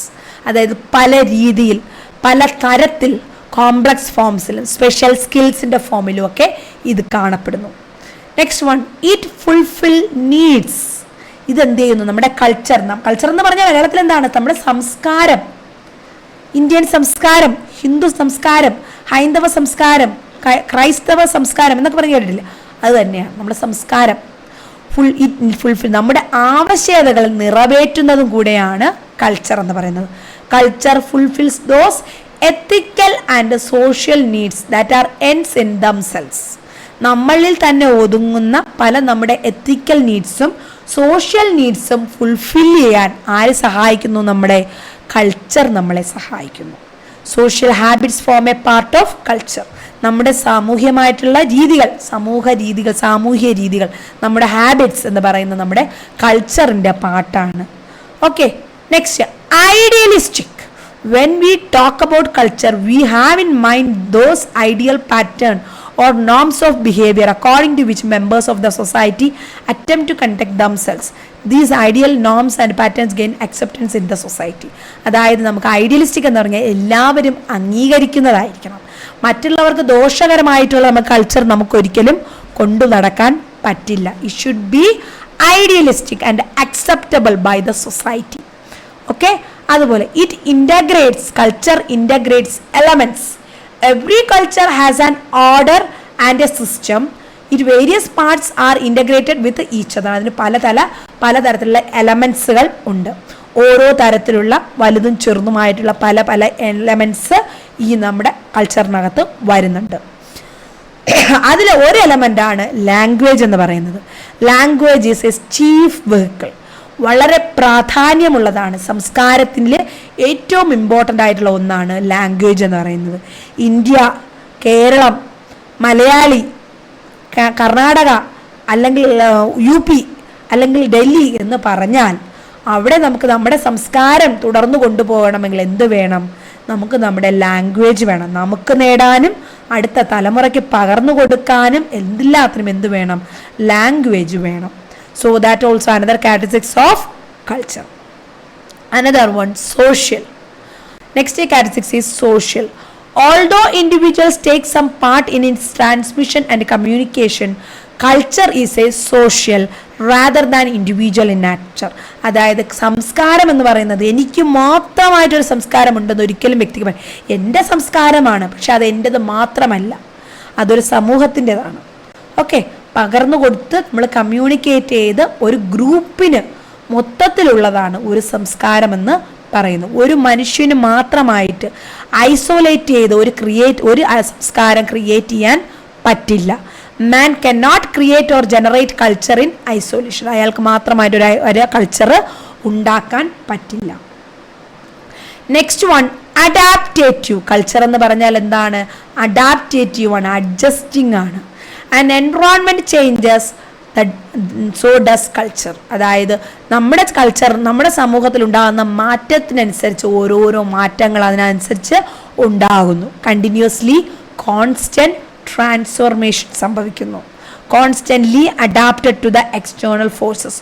പുറമെ നിന്നുള്ള മറ്റു പല ഫോഴ്സസിനും പല ഫാക്ടേഴ്സിനും അനുസരിച്ച് എന്ത് ചെയ്യുന്നു? അവിടെ ചേഞ്ചസ് വന്നുകൊണ്ടേ ഇരിക്കുന്നു. ഇതെല്ലാം നമ്മുടെ കൾച്ചറിൻ്റെ ക്യാരക്ടറിസ്റ്റിക്സ് ആണ്. 10 മാർക്കിൻ്റെ essay ആണ്, ശ്രദ്ധിച്ചിരിക്കുക, വളരെ ഇമ്പോർട്ടൻ്റ് ആണ്. ഇനി 5 മാർക്കിന് ചോദിച്ചാലും കൾച്ചറിൽ നിന്ന് ചോദിച്ചാൽ നിങ്ങൾക്ക് ഈ പോയിന്റുകളെല്ലാം നിങ്ങൾക്ക് അവിടെ ആഡ് ചെയ്യാം. കൾച്ചർ എന്ന് പറഞ്ഞാൽ എന്താണ്, അതിൻ്റെ ക്യാരക്ടറിസ്റ്റിക്സ് എന്താണ്. ഇനി നമുക്ക് അടുത്തറിയേണ്ടത് എന്താണ്?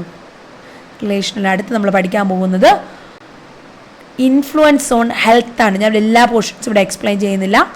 Influence on health and illness ആണ്. അതൊരു വലിയൊരു പാർട്ടാണ്.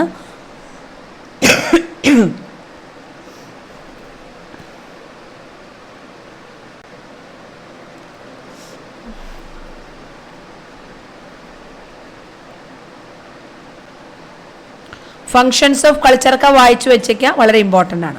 ഇനി നമ്മൾ അടുത്ത പ്രധാനപ്പെട്ട പോർഷൻ ആണ് influence of culture on health and illnesses. എങ്ങനെയാണ് ഈ കൾച്ചറൽ ഫാക്ടേഴ്സ് നമ്മുടെ സമൂഹത്തിൽ നമ്മുടെ ആരോഗ്യത്തിനെ എഫക്റ്റ് ചെയ്യുന്നത്? ഞാൻ അതൊന്ന് ആദ്യം ഡീറ്റെയിൽ ആയിട്ട് പറയും, കാരണം അതാണ് നമുക്ക് 5 മാർക്കിനെ കൂടുതലായിട്ട് എക്സ്പ്ലെയിൻ ചെയ്യേണ്ടത്. അല്ലെങ്കിൽ പല ക്വസ്റ്റ്യൻ പേപ്പറിൽ 5 മാർക്ക് ഇത് മാത്രമായിട്ട് influence of culture on health and illnesses മാത്രമായിട്ട് ചോദിച്ചിട്ടുണ്ട്. There are socio-cultural factors that influence the health since people are exposed to risk-taking behavior, vulnerability to disease. It is important for the nurse to analyze efforts, practices in the culture and promote health and quality care since socio-cultural factors play a vital role in shaping perception responses. നിങ്ങൾ അതൊന്നും എഴുതണ്ട. Cultural factors influences. First ഈ headings തന്നെ മതി, നിങ്ങൾ എഴുതിയാൽ മതി. First heading, first factor, how it is affect health. Belief in the society. We believe in the family. നമ്മുടെ വിശ്വാസങ്ങൾ ചിലപ്പോൾ നമ്മുടെ ആരോഗ്യത്തിനും ഡിസീസിനും കാരണമാകാറുണ്ട്. അതിന് എക്സ്പ്ലനേഷൻ ഞാൻ വായിച്ചു തരാം. People in rural communities of India have lots of misconceptions about family size and structure.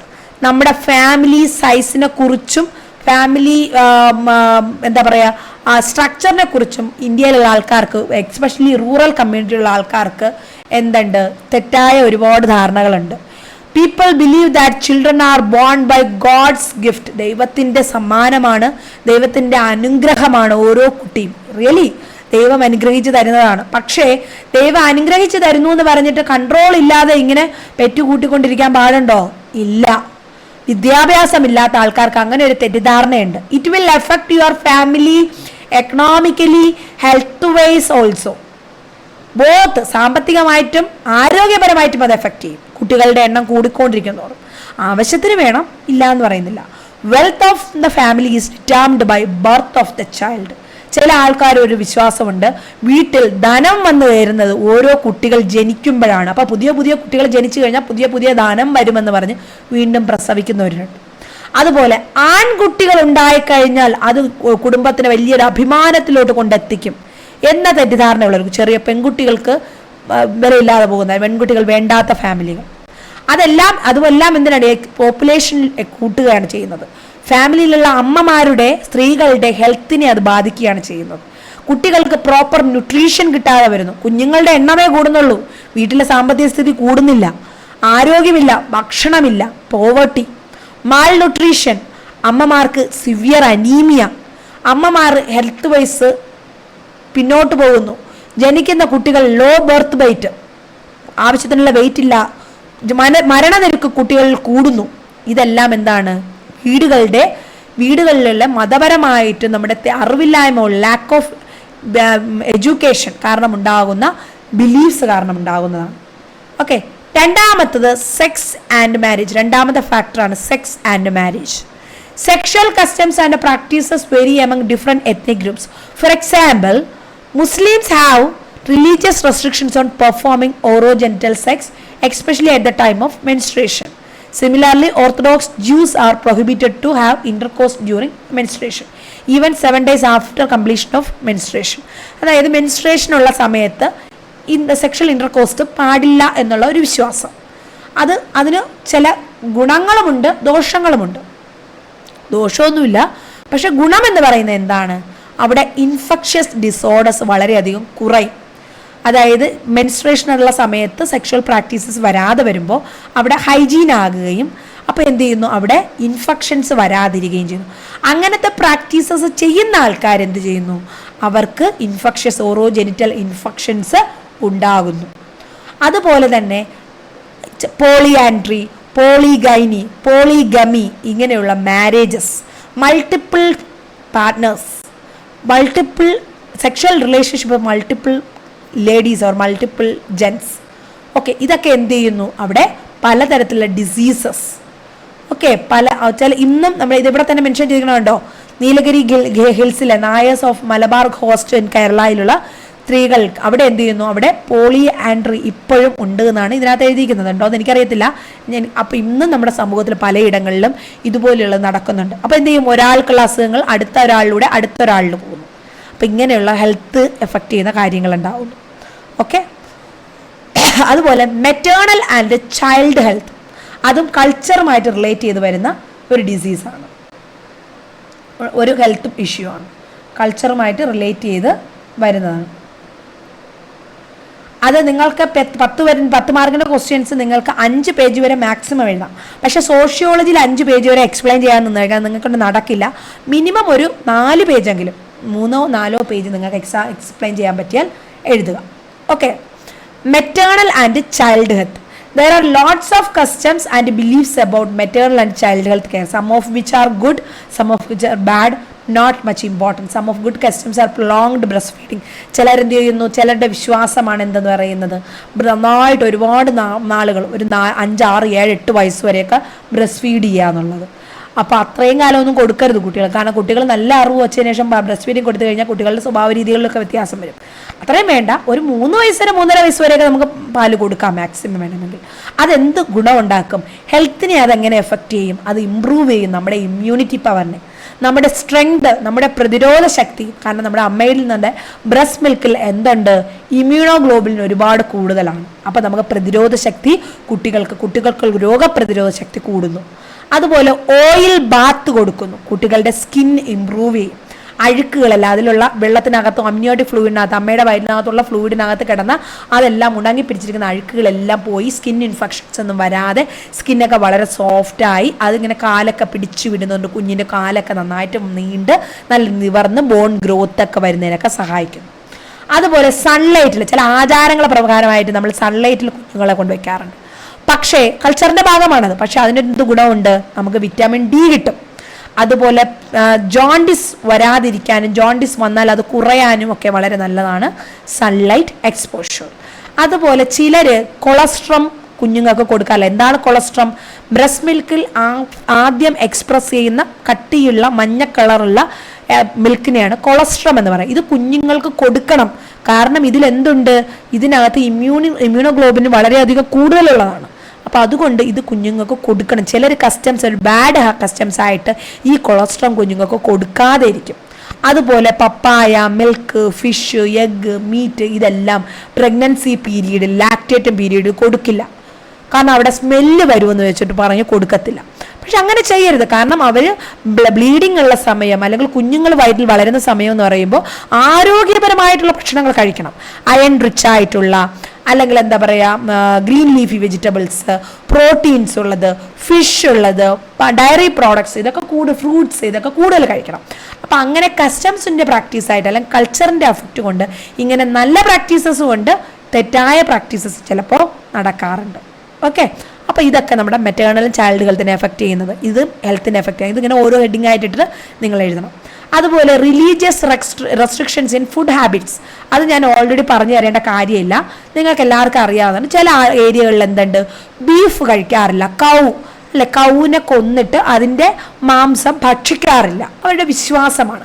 പക്ഷെ എന്നാൽ ചില ഭാഗങ്ങളിൽ എന്ത് ചെയ്യാറുണ്ട്, അത് കഴിക്കാറുണ്ട്. നമ്മുടെ കേരളത്തിലൊക്കെ ചിലയിടത്തൊക്കെ എല്ലായിടത്തും കഴിക്കാറുണ്ട്, ചിലയിടത്ത് കഴിക്കാറില്ല. ഗോമാത എന്ന് പറഞ്ഞിട്ട് അവരതിനെ കൊല്ലാറുമില്ല, കഴിക്കാറും ഇല്ല. ചിലയിടത്ത് മുസ്ലിംസ്, ഫോർ എക്സാമ്പിൾ പറയാം, മുസ്ലിംസ് എന്താണ്, ഡു നോട്ട് ഈറ്റ് പോർക്ക്, അവർ പന്നി ഇറച്ചി കഴിക്കില്ല. ബീഫ് കഴിക്കും, കോഴി കഴിക്കും, നമ്മുടെ മട്ടൺ കഴിക്കും, എല്ലാം കഴിക്കും. പക്ഷെ പന്നി ഇറച്ചി കഴിക്കില്ല, അവർക്ക് ഹറാമാണ്. അവരൊരു സ്കാവെഞ്ചർ എന്നുള്ള രീതിയിലാണ് എന്തിനെ കാണുന്നത്, പോർക്കിനെ കാണുന്നത്. അവർ കഴിക്കാറില്ല. പക്ഷെ പോർക്ക് കഴിക്കുന്നത് ചില അസുഖങ്ങൾക്കൊക്കെ നല്ലതാണ്, പല ഡിസീസസും പ്രിവെൻറ്റ് ചെയ്യുന്നതിനൊക്കെ വളരെ നല്ലതാണ്. എന്നാൽ ചില ഡിസീസസ് വരികയും ചെയ്യും നല്ല പോർക്ക് കഴിച്ചില്ല എങ്കിൽ. ഓക്കെ, അതുപോലെ തന്നെ എന്താണ്, നമ്മുടെ ചില പോർക്കൊക്കെ കഴിച്ച് നമ്മുടെ ശരീരത്തിൽ ടാപ്പ് വേംസ് ഒക്കെ ഉണ്ടാകാൻ ചാൻസ് ഉണ്ട്.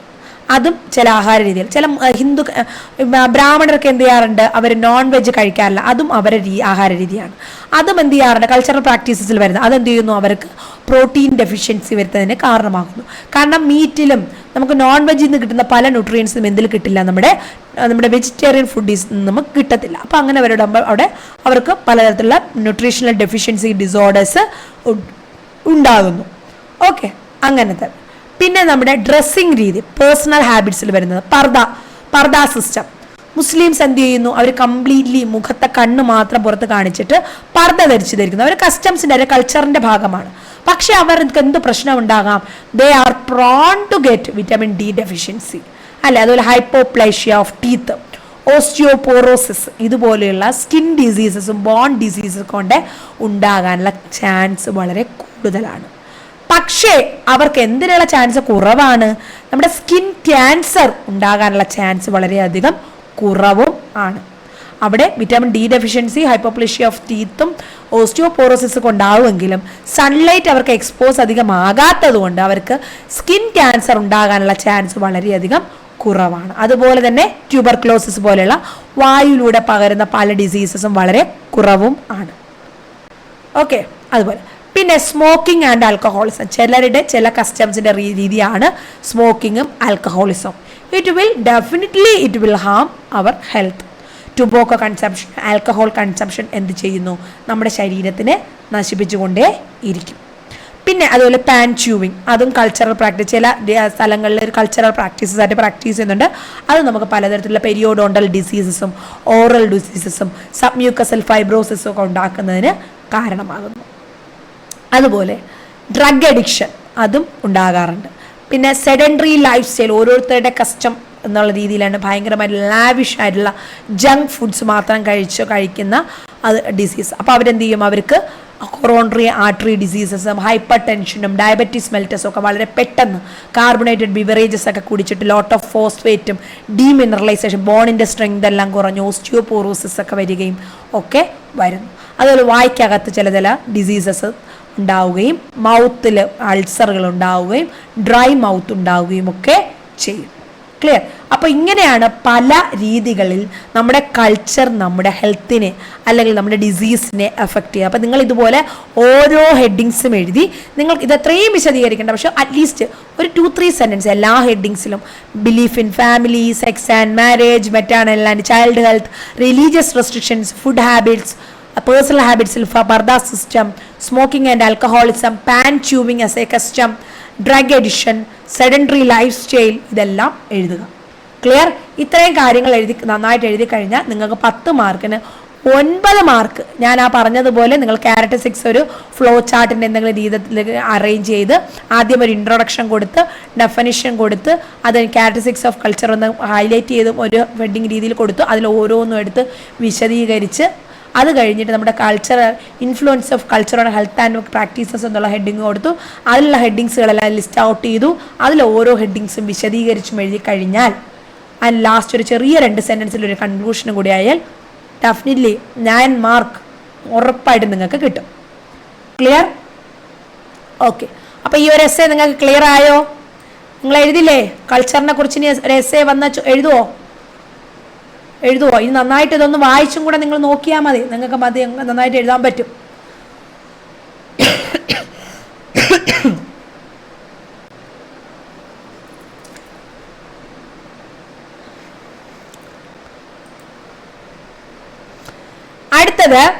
അടുത്തത് 5 മാർക്കിന്റെ ക്വസ്റ്റ്യൻ ആണ്. നമ്മുടെ ആ മോഡൽ ക്വസ്റ്റ്യൻ പേപ്പറിൽ അടുത്ത 5 മാർക്കിന്റെ ക്വസ്റ്റ്യനിൽ ആദ്യത്തെ ക്വസ്റ്റ്യൻ നോക്കാം. Natural and scope of sociology. വളരെ ഇമ്പോർട്ടൻ്റ് ആണ്. നിങ്ങളതിൻ്റെ ആദ്യം സോഷ്യോളജി എന്താണെന്ന് എഴുതുക, അതിൻ്റെ സോഷ്യോളജി നാച്ചുറൽ എന്താണെന്ന് എഴുതുക, അതിൻ്റെ സ്കോപ്പ് എഴുതുക. ആ 2 സ്കൂളുകളും സ്പെഷ്യലിസ്റ്റിക് സ്കൂളും സിന്തറ്റിക് സ്കൂളും 2 സ്കൂളും ജസ്റ്റ് വിശദീകരിച്ച് എഴുതി ഒന്ന് കൺക്ലൂഡ് ചെയ്ത് കഴിഞ്ഞാൽ natural and scope of sociology ചോദിച്ചു എന്ന് പറഞ്ഞിട്ട് നിങ്ങൾ ജസ്റ്റ് അങ്ങ് കയറി അത് മാത്രമായിട്ട് എഴുതി കഴിഞ്ഞത്. അതായത് ആദ്യം ഒരു ചെറിയൊരു ഇൻട്രൊഡക്ഷൻ സൊസൈറ്റി സോഷ്യോളജിയെ കുറിച്ച് കൊടുക്കുക. ജസ്റ്റ് ഇൻട്രൊഡക്ഷൻ കൊടുത്തിട്ട് നാച്ചുറും സ്കോപ്പും എഴുതുക.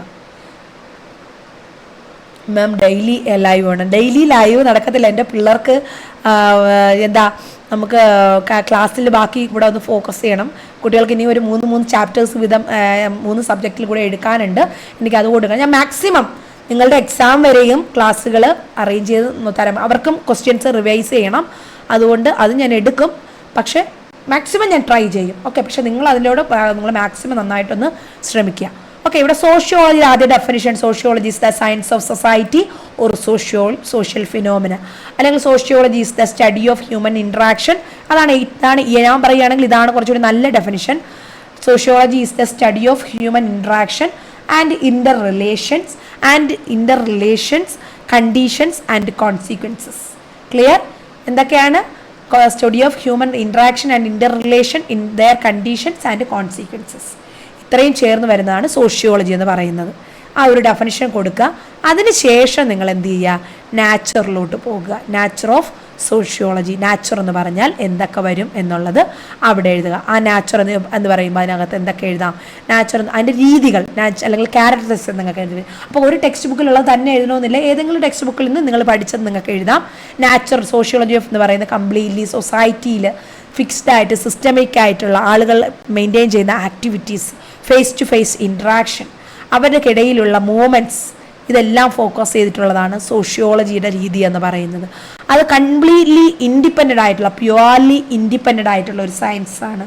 മറ്റൊരു ബ്രാഞ്ചസിന് മെഡിക്കൽ ഫീൽഡിനെയോ ഫിസിയോളജിയോ അനാട്ടമിയോ അല്ലെങ്കിൽ മറ്റ് ഡ്രഗ്സിനെയോ ഒന്നിനെയും മറ്റൊരു ഫീൽഡിനെയും എഫക്റ്റ് ചെയ്ത് നിൽക്കുന്ന അല്ലെങ്കിൽ ചാഞ്ഞ് നിൽക്കുന്ന ഡിപ്പെൻഡൻ്റ് ആയിട്ട് നിൽക്കുന്ന ഒരു ബ്രാഞ്ച് അല്ല. It is completely independent science. Okay. It is a social science. ഇതൊരു സാമൂഹ്യ ശാസ്ത്രം, സമൂഹത്തിനെ കുറിച്ച് നമ്മൾ പഠിക്കുന്നതാണ്. No definite normality discipline. അവിടെ പ്രത്യേകിച്ച് ഇങ്ങനെ സൊസൈറ്റി ഇരിക്കാവൂ, അങ്ങനെ സൊസൈറ്റി ഇരിക്കാവൂ, അങ്ങനെ ഒരു ഡെഫിനിഷൻ ഇതിന് ഇല്ല. അതൊരു കംപ്ലീറ്റ്ലി പ്യുവർ സയൻസ് ആണ്. സോഷ്യോളജി എന്താണെന്ന് പറയുന്നത് അതൊരു പ്രാക്ടിക്കൽ സയൻസ് അല്ല. ക്ലിയർ ആവുന്നുണ്ടോ? എന്തൊക്കെ ക്യാരക്ടറിസ്റ്റിക്സ് ആണ് വരുന്നത്? പ്യുവർലി ഇൻഡിപെൻഡൻ്റ് ആണ്. Social science with no definite normality discipline ആണ്. പിന്നെ പ്യുവർ സയൻസ് ആണ്, നോട്ട് പ്രാക്ടിക്കൽ. പ്യുവർ സയൻസ് ആണ്. More or less and abstract science and not a concrete science. അതായത് നമുക്ക് അത്യാവശ്യമായിട്ടുള്ള വളരെ ടഫായിട്ടുള്ള ഒന്നുമല്ല, ഇമ്പോർട്ടൻ്റ് ആയിട്ടുള്ള ചെറുതായിട്ടുള്ള സോഫ്റ്റ് ആയിട്ടുള്ള ഈസിലി അണ്ടർസ്റ്റാൻഡബിൾ ആയിട്ടുള്ള സയൻസ് ആണ് സോഷ്യോളജി എന്ന് പറയുന്നത്. PDF ഗ്രൂപ്പ് ഇടില്ല, കാരണം ഇതൊന്നും PDF-ലുള്ളതല്ല. ഞാനിത് ഒന്നിലും നിന്ന് മാത്രം എടുത്തിട്ടാണ് പഠിപ്പിക്കുന്നത്. ഓക്കെ. എഴുതണം.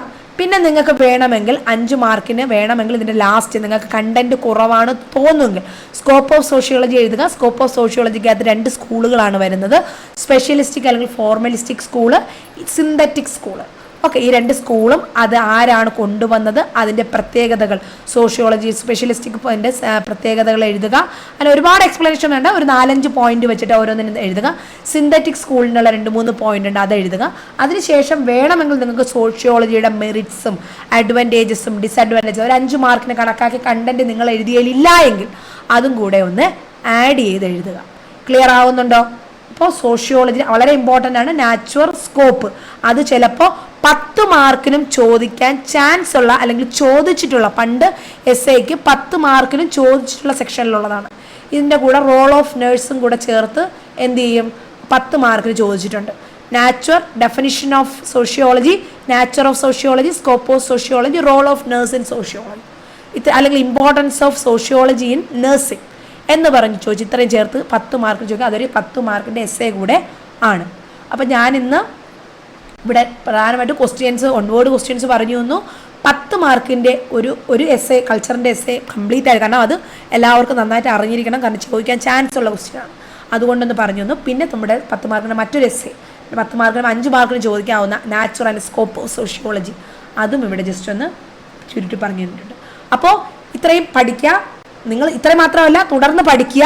ക്വസ്റ്റ്യൻസ് ഒക്കെ നന്നായിട്ട് നോക്കി പഠിക്കുക. നമ്മളിനി അടുത്ത ക്ലാസ്സിൽ ഇതിൻ്റെ ബാക്കി ക്വസ്റ്റ്യൻസ് നമ്മൾ സ്റ്റാർട്ട് ചെയ്യുന്നതായിരിക്കും.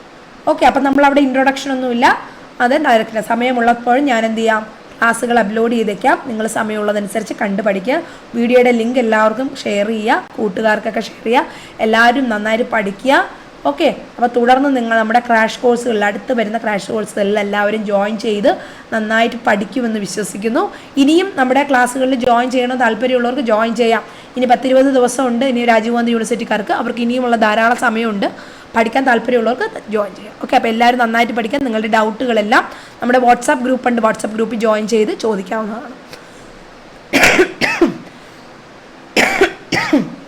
ഓക്കെ, അപ്പോൾ നമുക്ക് ഇന്ന് നിർത്താവോ? Bye.